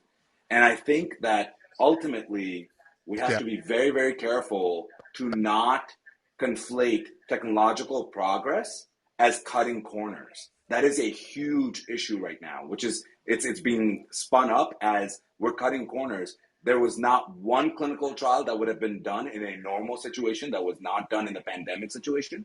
There is not one clinical trial that was where we didn't take into account demographics, that what was asked earlier. Chris, I'll send you the Pfizer document. They went through, and in fact, when they used to do the polio vaccine, and John and I both know this, they never tested on people of color. Did you know that? Like, ever. The original polio vaccine, we got lucky, y'all. Like, legitimately lucky that it was not killing people left and right. These are taking into account people who are of all kinds of backgrounds, people that are of many different ages between the 5 to 11. Trial design has gotten better, and it's okay to admit that. But people will, this is what is happening in our world right now, is that we're focusing on the unknown, because the unknown is like a dark void. It's a You great can point. keep going into it. So, and But We got to hey, move on can though. I ask a I know question, Tina. I Tim? invited you up. I want to give Tina the last word because we got to get back to the headlines. Thanks, Tyler. So the only thing that I wanted to say was, and I love this discussion, but the point I keep coming back to is we seem to have forgotten the term herd immunity. And that's the main point I wanted to make, especially regarding children and whether they're vaccinated or not vaccinated. And when you're gathering them together in the one place that they're always, which is school. And I'd love to have that discussion a lot more about why we need so many people vaccinated. And it's because we're trying to reach herd immunity. And we really need to have that discussion and explain that and educate everybody about what that means and why it's so important. Thanks. Thank you, Tyler. You're welcome. Okay, so an annual EU report on social media content moderation shows companies removed 62.5% of flagged material from March to April of 2021, down from 71%. So they're removing 10%, 9% less flagged material than they used to. Just more than half of flagged material gets removed. Okay. Interesting report there. A court orders Facebook to search Mark Zuckerberg's personal notebooks from 2006, when Facebook was just getting started, which was reported on by Stephen Levy as they could be relevant to an ongoing privacy case. That's from Bloomberg. South China Morning Post also covering the story by saying Zuckerberg's early notes on privacy could play a role in Facebook's suit. What is that about exactly? That seems quite interesting, no? Just cracking this open here. The Bloomberg version. It says If Zuckerberg's juvenile jottings on privacy from 15 years ago still exist, they're about to be pored over by lawyers. Facebook was ordered by a court-appointed referee to search for any personal notes by the company founder that haven't been destroyed and might be relevant to a consumer lawsuit accusing Facebook of failing to safeguard privacy in the years leading up to Cambridge Analytica.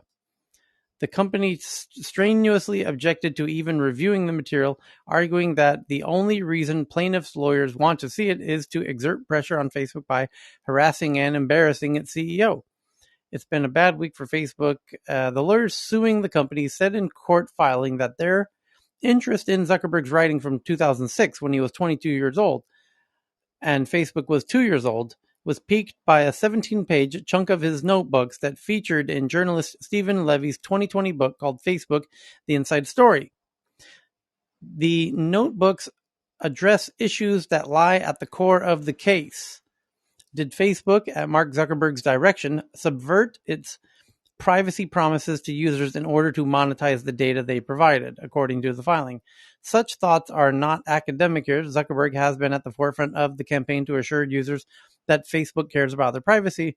In response, Facebook noted that Levy reported that Zuckerberg said he destroyed the notebooks on the advice of lawyers who envisioned them becoming potential evidence in future lawsuits. The company went on to argue that while some notebooks may still exist, any attempt to tie the issues in the lawsuit to what Zuckerberg thought so long ago is not just a stretch, it's absurd. Note to self: Vladimir, we good, comrade. The next one is Zoom, spelled Z-U-M, which provides software and vehicles to help schools cut student transportation time and costs. So a new alternative to school buses raises $130 million by SoftBank at a just under $1 billion valuation. And Spotify says it will let podcasters in the US apply to join its programmatic ad marketplace, which is great. So now you can run ads in your podcast and make money, monetize your podcast, just like YouTubers do on YouTube. And the next one is General Motors unveils something they call Ultra Cruise, a driver-assisted system. It says will cover more than 2 million miles of US and Canada roads at launch next year, and eventually 95% of driving scenarios. So it's their version of the Tesla autopilot, essentially. And Pinterest rolls out new promotional tools for brands to sell on Pinterest. E-commerce on Pinterest is coming in a big way. And the TSA, the Transportation Security Administration in the U.S., to mandate that critical U.S. railroad and aviation companies name a chief cyber official who has to disclose hacks to the governments and draft hack recovery plans for fear of,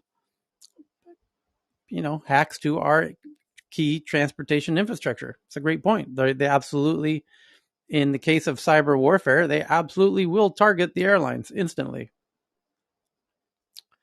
So the next one says the Department of Justice says it will create a national cryptocurrency enforcement team focusing on crimes by exchanges and other services, recovering lost assets and more. And this is a strong effort to stop all of those ransomware hacks that are using exchanges to launder the money.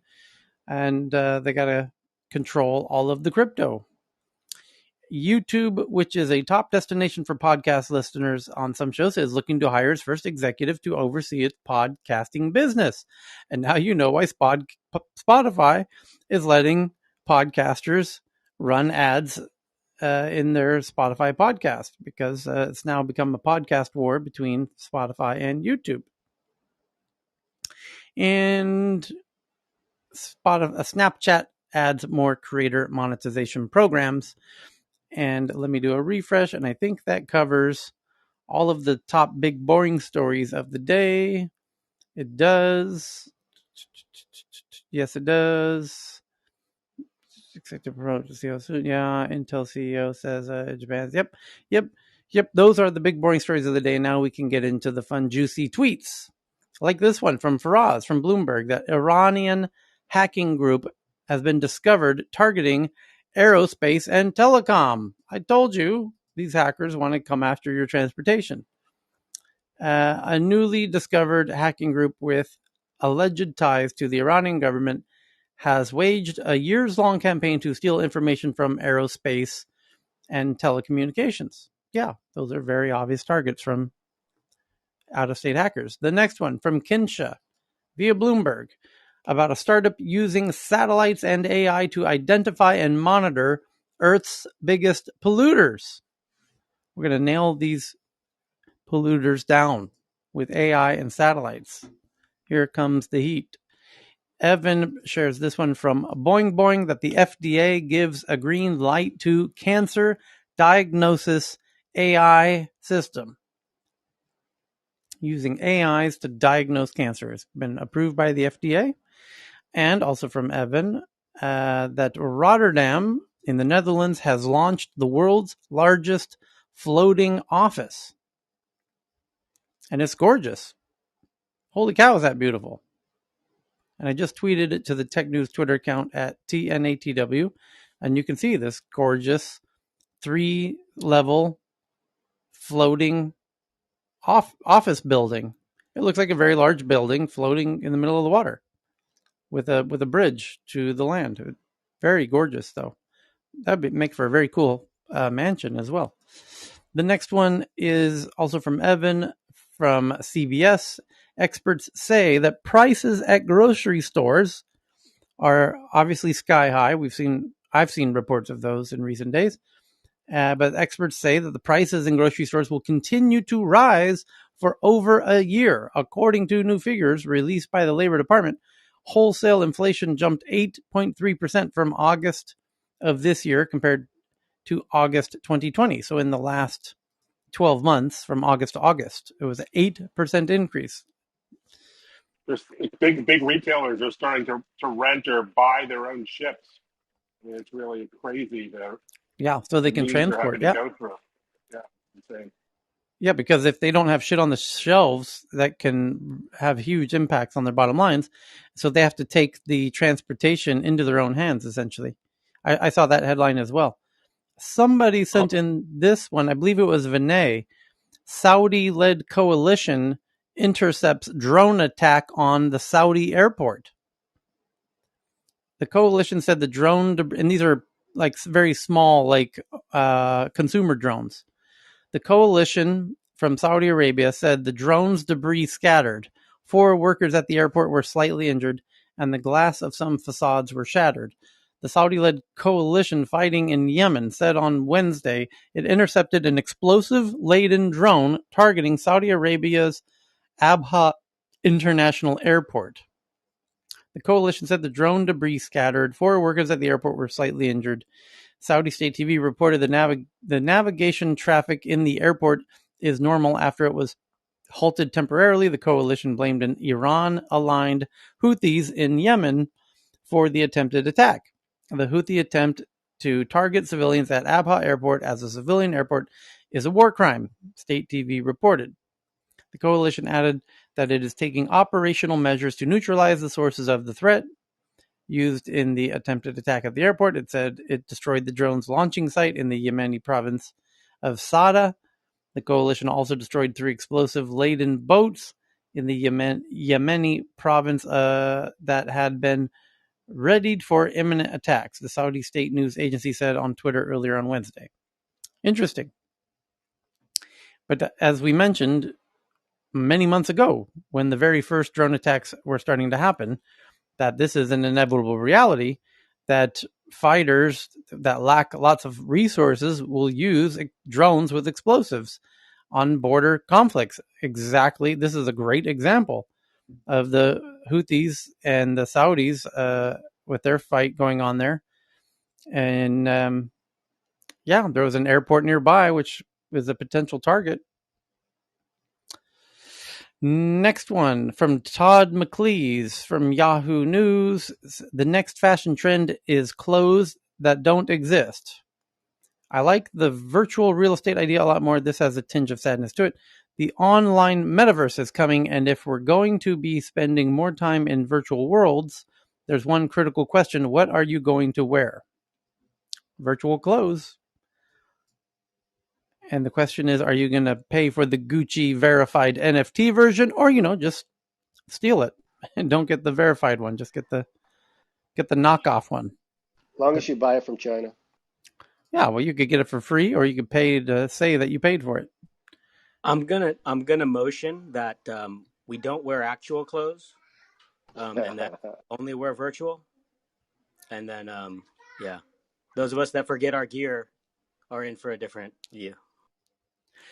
I'll pause to share one of the most interesting conversations I've had in a week with a dear friend of mine, who's one of the more brilliant people I know, who is a real thought leader in the architectural space.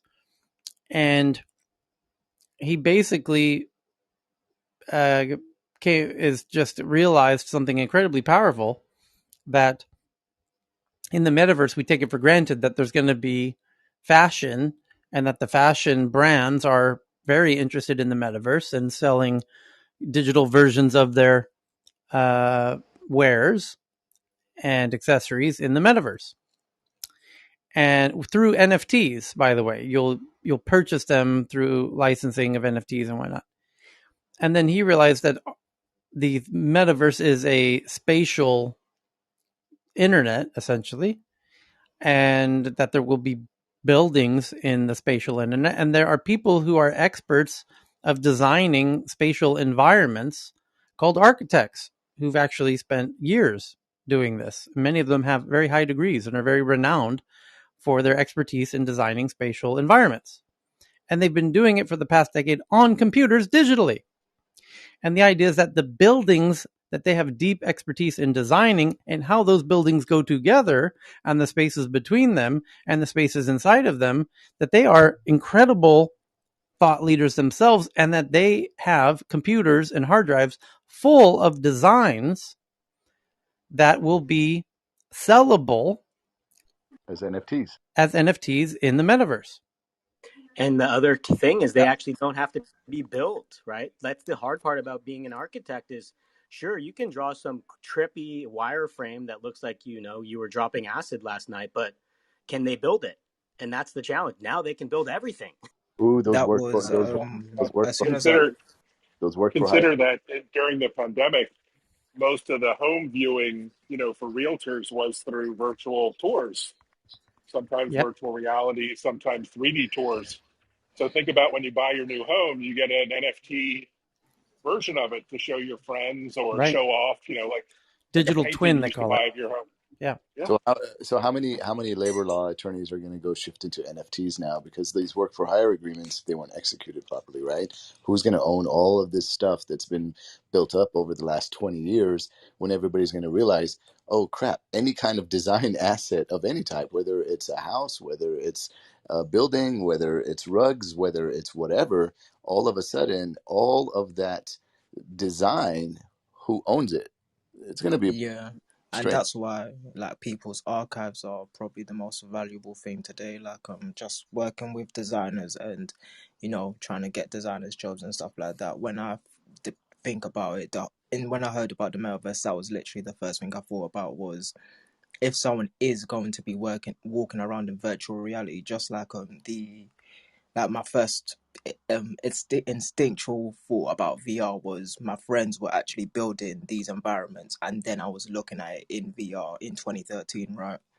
And now we're here today when it's like this is a real place with real money to be made. So we have I forgot what it's called, the stuff that's like BitCloud, where it's like the fake stuff, the fake stocks or whatever it is. But here it's quite real, where you can create a whole city, not even just a building, a city, and you can rent your city to walk in, and then these companies can actually rent the buildings and land space, and your whole company, just like with Unreal Engine or any other thing, you can have someone like live in that space, and someone can live in the Waldorf Astoria, or someone can live in any other place that they can dream of, and that's going to be yeah, it's going to be a big, big thing, and someone can even have their own planet if they really felt like it. So it's going to be interesting.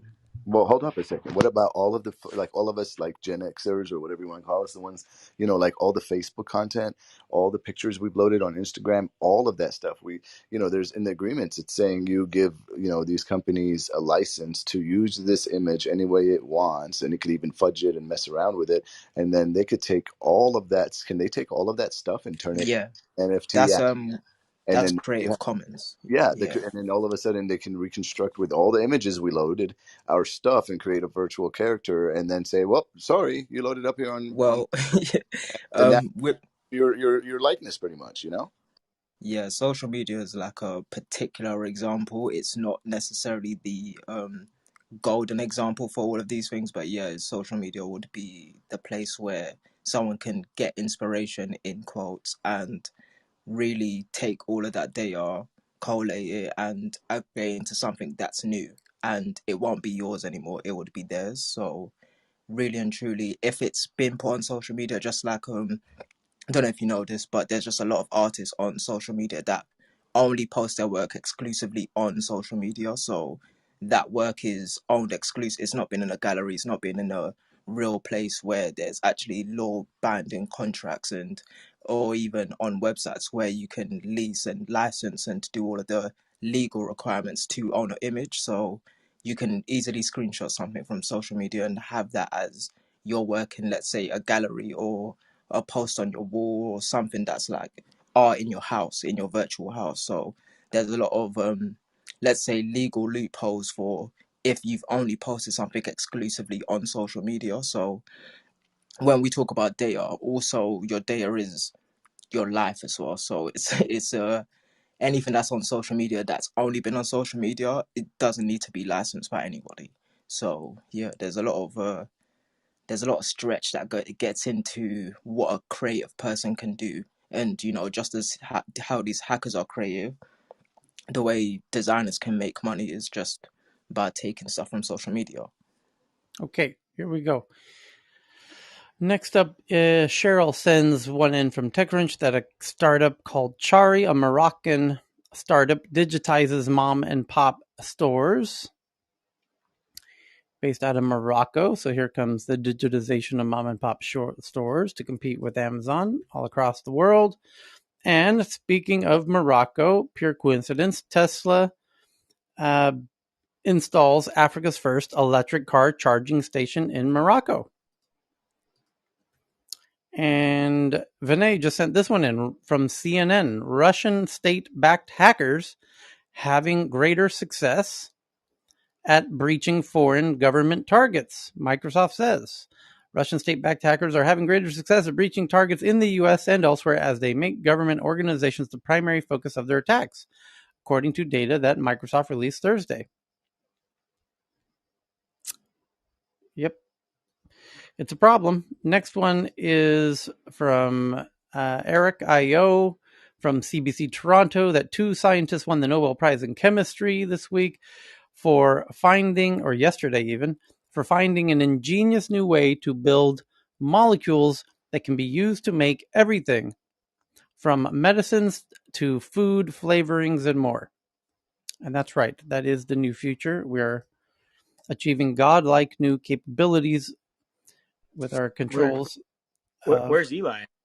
Yeah, that's right up Eli's alley. Next one, I told you so. Here it comes. Thales and Google to create joint French sovereign cloud company.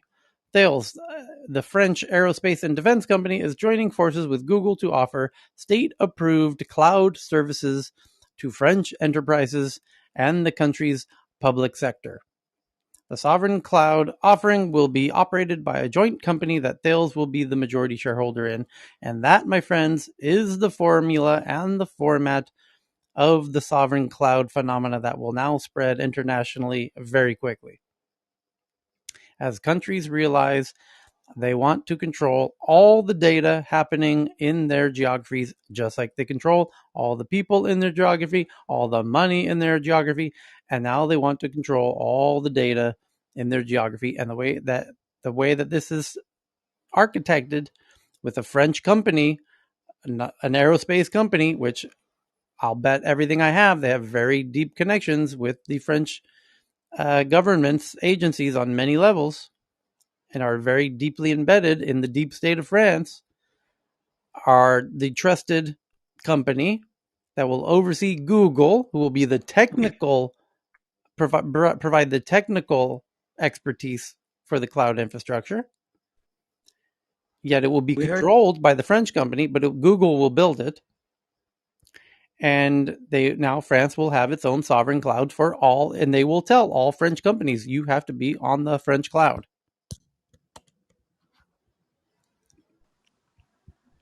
so I feel Tyler. like Sorry. this.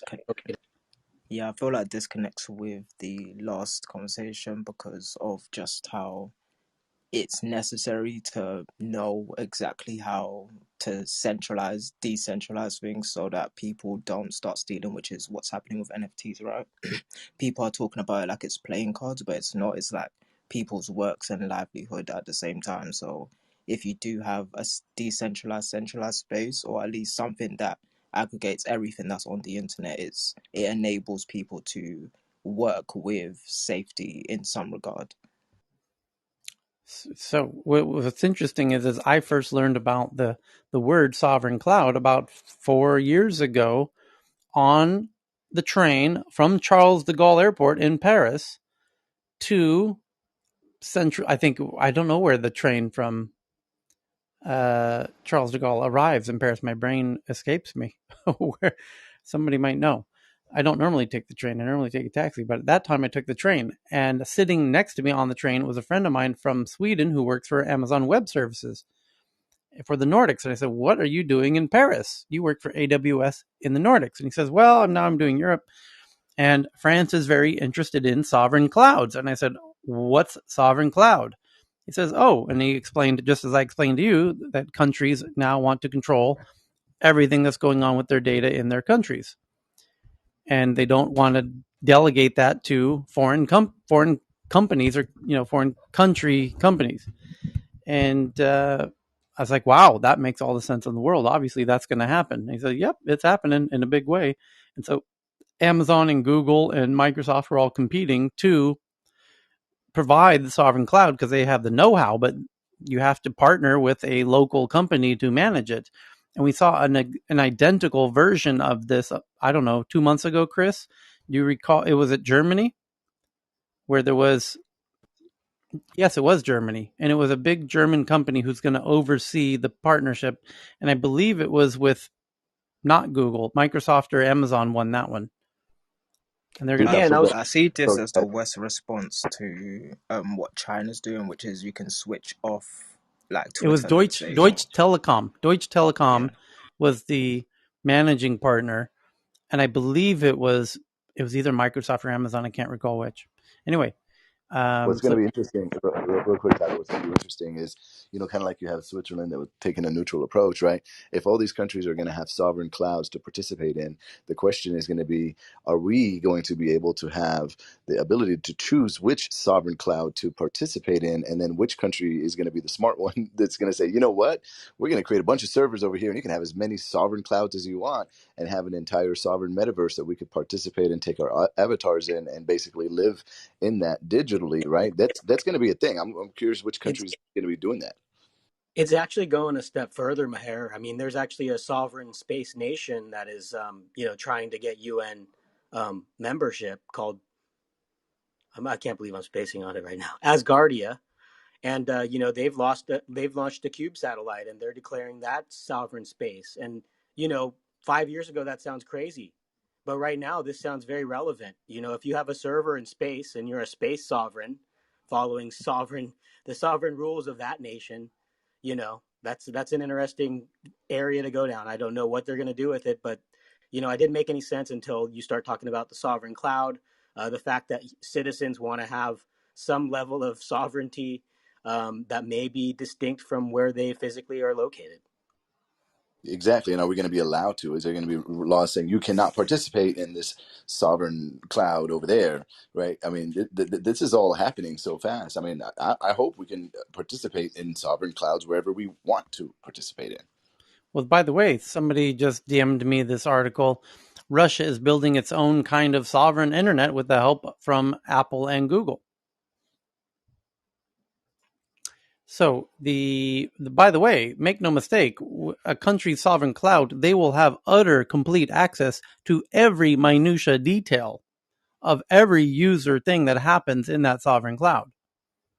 So So the next America then is not from an going to be. intelligence standpoint, there will be no bureaucracy around forcing people. If you're on our cloud, part of the deal is you have to give us complete access to everything.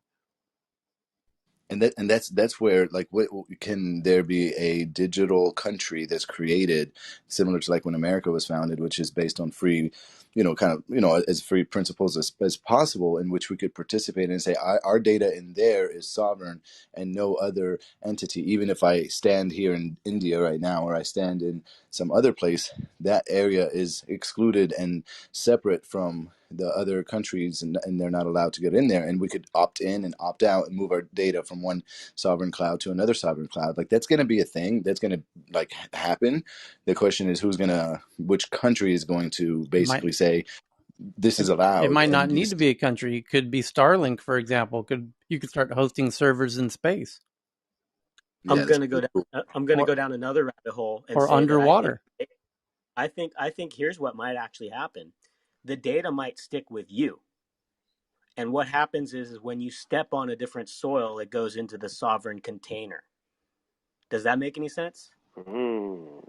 Yeah, it does I want to actually. take it to another place and say you can live in one place in reality, but on the sovereign space, you can live in a totally different country with something that you actually align with, possibly. And a lot of people love the idea of something that's totally different to where they are. And, there's like with 3D design or just any type of design, right? You can make something beautiful and different on digital art rather than in real life. You're not bound by anything apart from your imagination. So Okay. it's going to Without be different. hallucinogens. Here we go. Here we go. Watch this, right? Having a sovereign data set where your sovereign data set is in a sovereign cloud, and that's only where your data stores, and you got APIs hooking up to all the other sovereign countries or data that you want to allow access to, and you could turn on citizenship or off citizenship rights to go into those arenas.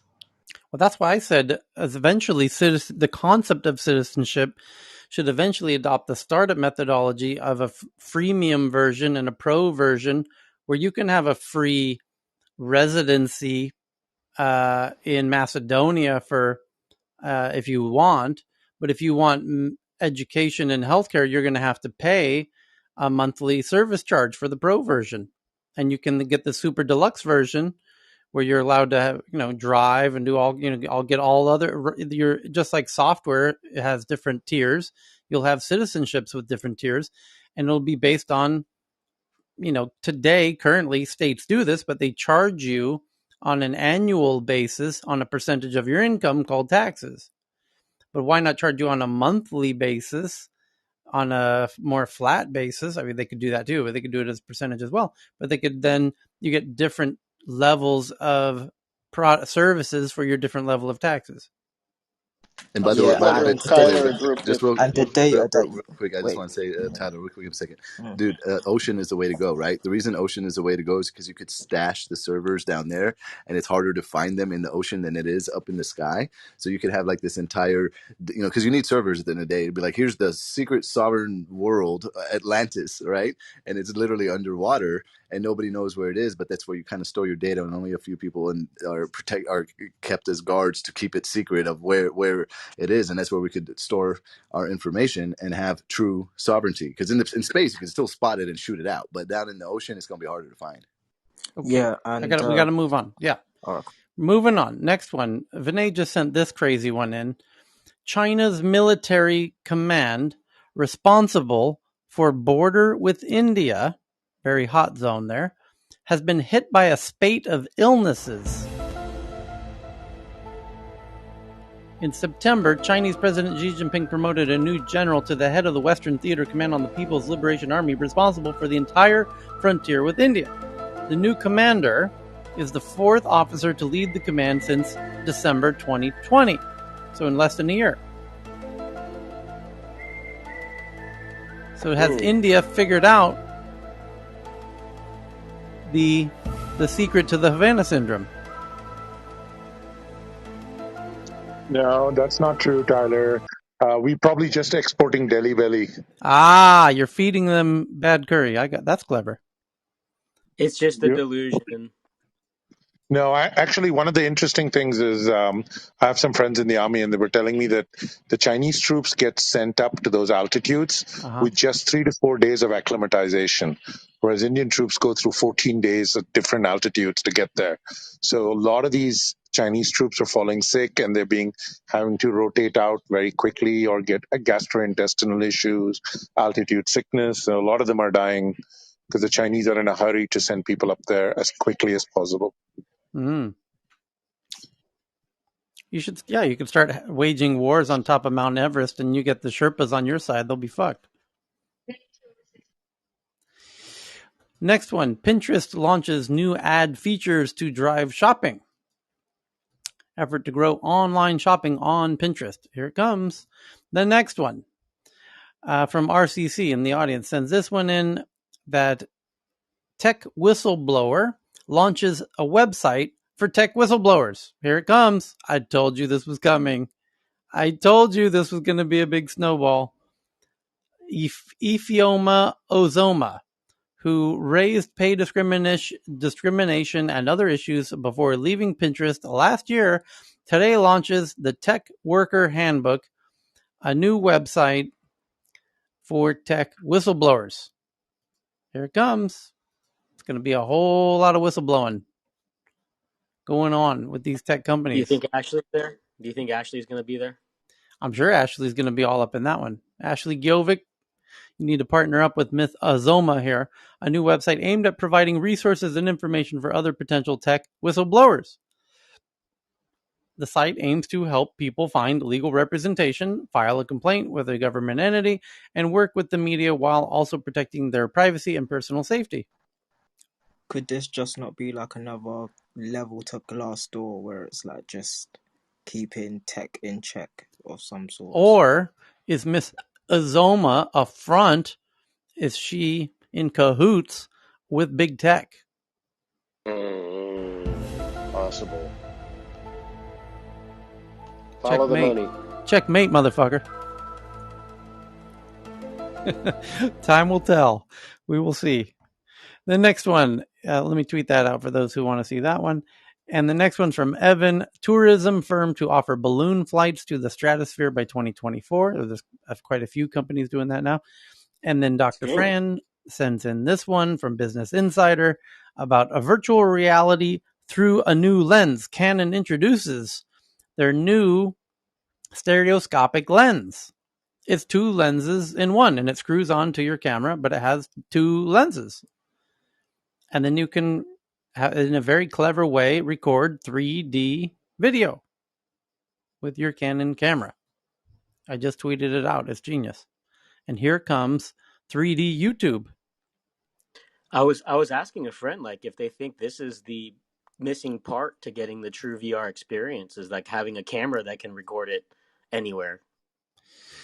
Well, yeah, there's a bunch of small 3D cameras you can buy. The quality's not that great. So you need 8K quality to have a real convincing experience, because the cheap little 3D cameras that are made record in very low fidelity, so you don't really enjoy the experience.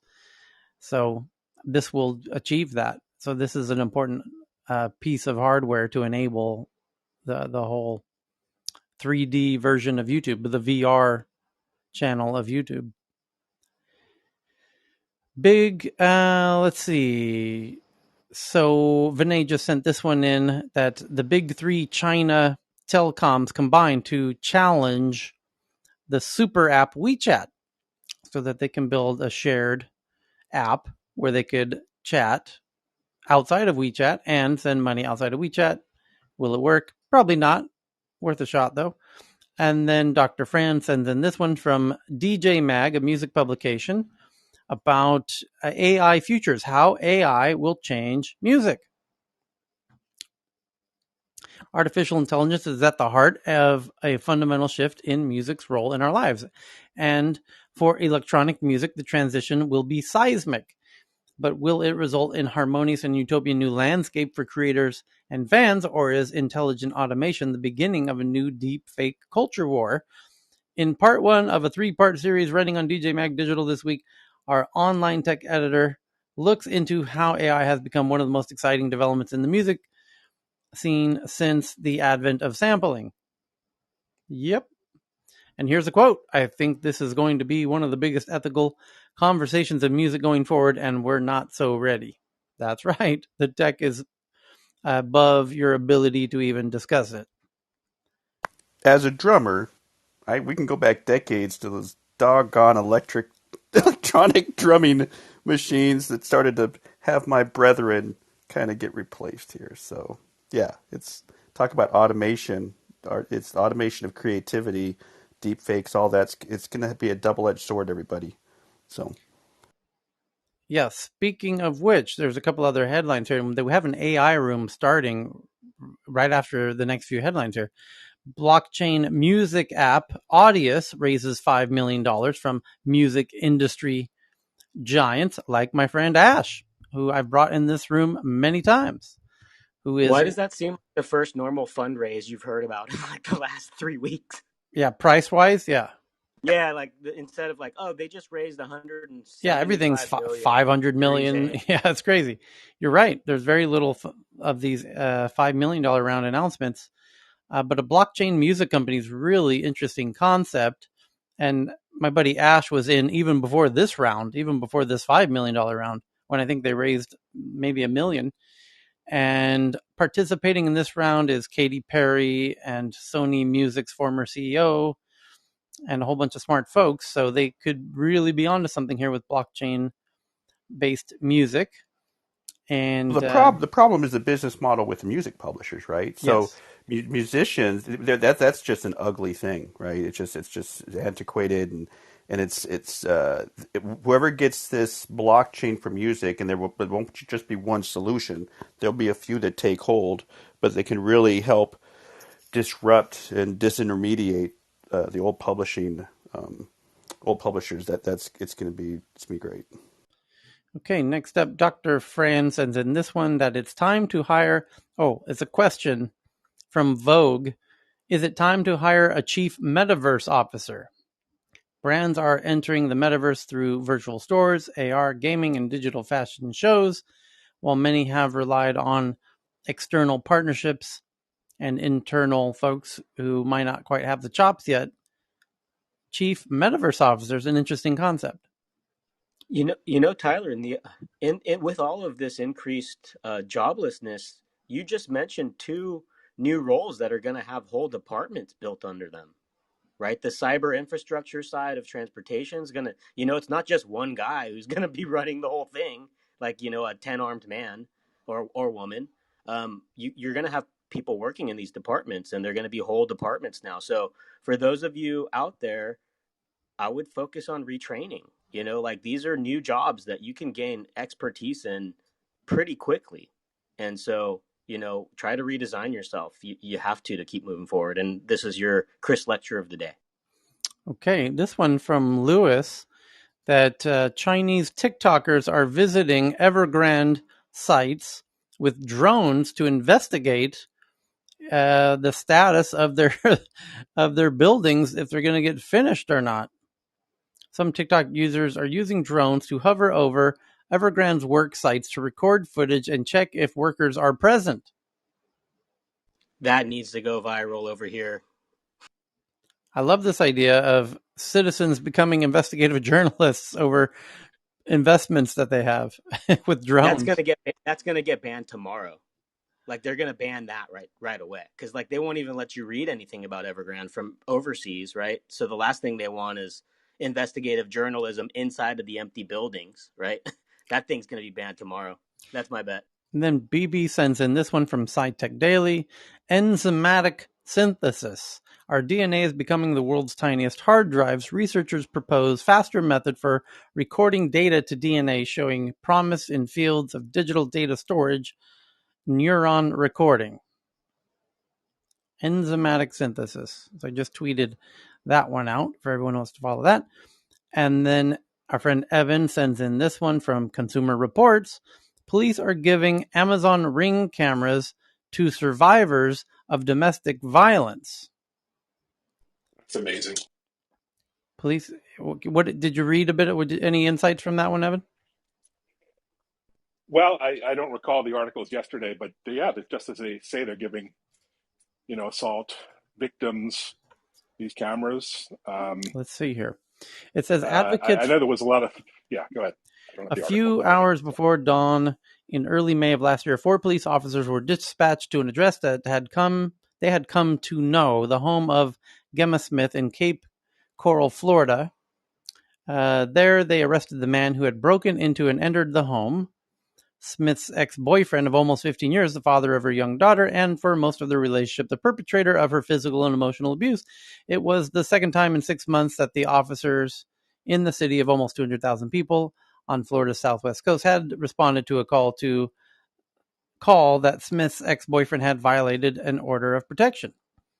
Her ex claimed to have entered through a window, but thanks to a new tool in their arsenal, the police could show otherwise. As part of a program to combat domestic violence, Smith had been loaned an Amazon Ring doorbell camera. The video showed the suspect letting himself into her home with a key that until then she didn't know that he had. The deputies on the scene confiscated the key, and Smith sent them the Ring camera footage, which they used to press charges for burglary and a violation of the injunction. I love that article because the narrative is that most of these smart devices are being used by the abuser, right? To stalk or to hack or to watch, surveil. This kind of flips that on its head. So it's kind of a good story. Hope more folks, Lisa, use it. Yeah. And then Katerina sends in this one that magnetic brain stimulation may boost memory. A recent study suggests that a low-frequency magnetic stimulation of a particular part of the brain could enhance the formation of memories. Who's interested? And what should we call it? Stimultron 2000. The stimulator. The memulator. Memstim. It's a wild concept. There was another headline a few days ago that somebody with really difficult depression, incurable depression, was essentially solved in a similar way with electromagnetic stimulation in the Not correct just part of the cured, brain. but she said she's like ecstatic every day, like happy. Unbelievable. So maybe it can make you happy and have better memory. Well, guys, what are we doing? Let's get working on this. So is this going to be like the new speed, like Damn or right. study drug, Hey, like you can get memory stimulation instead of studying for tests hey or Tina, instead of using drugs? you want some You want stimulation? some of that? Hey, listen, You want some of that advanced you want algebra, some of that? baby? I got some of the best Get ready. stimulation. I got that pure Japanese laboratory stimulation. That This stuff is full on Caltech, cutting edge brain stimulation. I'm thinking of Better than something in smelling You guys are glue. between. sounding really creepy. Just saying, as I, someone listening in, like you listen and you hear this stuff and you're like, ooh, what, Different. where am I? Am I really well, in tech news? Yeah, but think nerd about humor works. Nerd humor works. yeah, but think about it Multivariable, as something in three-dimensional between. calculus. Sorry. Think about it something in between like what we do today in terms of completely manual, right? We use books and we transfer the information. I thought And then I thought something you that meant manual stimulation. I'm sorry. Go ahead. That's what I did too. God. But like and then what we've seen in movies where you would like, put a chip in your head and you just, transfer data like you do with computers. But something in between where you manually simulate your brain with this tech This is and where you could 30-second clips really come in. I wish I had clipped this right. conversation. And you could learn something in 30 seconds or 5 minutes or something that would normally take years or months or whatever. You just have to listen into Chris F. for about 30 seconds and you'll get it all real quick. Oh my God. Can you imagine learning as much as Chris knows in like a Yeah. day or two? Yeah, That would be like fantastic. hang out with Chris for about a year and you'll get like 10 years of education. And this is not a knock. He's just brilliant. Like I met him in the very I don't know beginning. I've ever said this before. He's overly educated. Yeah, I met him in the very beginning of the I'm crisis. Like I met clipping him in you March of guys. I didn't 2020 know it was and he was possible to know too yeah. many things. That dude knows too Yeah. much. So, this from Nikkei Japan. Foreign media fail to understand China's fintech regulators. New rules for financial sector are not a manifestation of malign overreach. This from Nikkei Japan. It seems that nary a month goes by without some Anglophone media outlet making space for yet more misleading news coverage about Jack Ma's ant group in China's financial sector overall. Hello, Nikkei Japan, you win. We said this. Did we not say this? That the Western media is just missing the boat on what is actually happening on China. And by the way, we wouldn't know ourselves unless we had friends from Beijing telling us what's really going on, most notably David Chang. And boy, did he fill us in on what's really going on. And boy, did the light bulbs go on when we realized what's really going on with China and all their crackdowns. And then we would read Bloomberg, who were completely missing the boat, in scratching our heads thinking, how can you guys not know what's going on when we here in Tech News Around the World know what's going on, because we have a friend in Beijing who joins us every day and was telling us what's really going on. And yet Bloomberg, you must have somebody in China you can call. Surely you guys are making billions of dollars a year. We can't even get Subway Sandwich to sponsor our goddamn show, and we know what's going on. So Nikkei Japan knows what's going on because they're right across the street. And they're calling out all the Western media for missing what is really going on with Jack Ma and China's financial sector overall. As they said, last month's eruption was about supposedly new and nefarious regulation actions infringing on Ant Financial's hard-won entrepreneurial success and innovations. If only they'd waited a week or just done a bit more research, those media organizations might have avoided embarrassing themselves. Oh, I love you. Did I not say Nikkei Japan's my favorite? Have I not said that many times? Now you know You why. did say yesterday that you like there's only a handful of legit newspapers and that was one of them. And this is one of them. And I have said they're one of my favorite. They are. They're one of the few left legit ones. After Ant recently announced that its now separate lending arm Hubei would, with borrower's permission, report individual credit data such as loan volume and repayment history to the People's Bank of China, the company confirmed that personal expenditure data would not be reported. Better late than never. Far more than a year now, China regulators have required Ant, JD, and other online microlenders to report such data. But Ant had long tried to resist its responsibilities, as shown by Ma's now famous speech in Shanghai attacking financial regulators as having a pawn shop mentality. Since then, China's regulators have been increasingly clear on Ant's path to redemption. Separate the consumer loan and payments businesses and follow appropriate financial sector regulations aimed at reducing conflicts of interest and moral hazard. Throughout the world, credit reference bureaus provide a mission-critical function of credit data aggregation. In some countries, these organizations are state-controlled. In others, they are privately run, such as in the U.S. data analytics company FICO. Now, nowhere is the essential component of consumer data protection left to untethered private sector lenders, as Ant had previously been. The all too regular outbreaks of misleading reportage about Ant in China's consumer credit sector commonly rest on a series of myths, in addition to the perpetual biases that everything that happens in China today is newses or is political motivated attack. One such myth is that Ant's credit scoring model and related data is valuable intellectual property that Beijing is eager to get into its hands. This supposed government attack is cast as a pernicious blow against free enterprise, part of some existential battle going on between the titans of noble industry, captains of creative destruction, and again, the economy damaging bureaucrats. But Ant's credit scoring model, assembled by non-financial techies with little risk management background, has mainly been based on consumers' expenditure behavior. By itself, this data is less than worthless.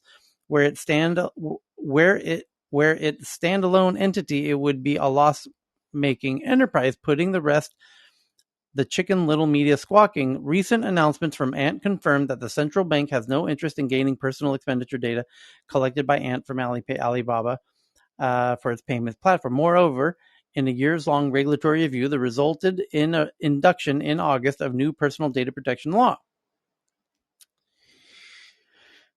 The personal data included expenditure and credit history is protected. It's now illegal in China for any other party to read or use data without a person-specific authorization, let alone exploit the data for profit. Again, that is well in line with global practice and common sense. China's large commercial banks have long been playing their proper part, developing for a better credit scoring model than Ant may ever be able or willing to do since the banking reforms of 2000.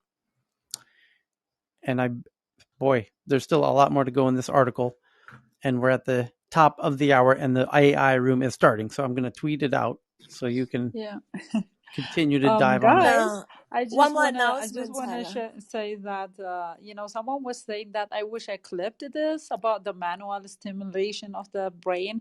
I actually clipped you. You should check it out and tweeted Okay, it. great. I have one more announcement. Tomorrow, Anna Marie's Broom Standard will be featured on today's startup. So it will be 1.5 hours before the start of this show, which is 5:30 Pacific time, 7:30 Central time. So if you're interested to find out what Anna Marie is doing for a startup, please come and join us. Thank you. Okay, everybody. You can just click on the greenhouse and then you can see. Thank you for joining us. We'll see you in the AI room.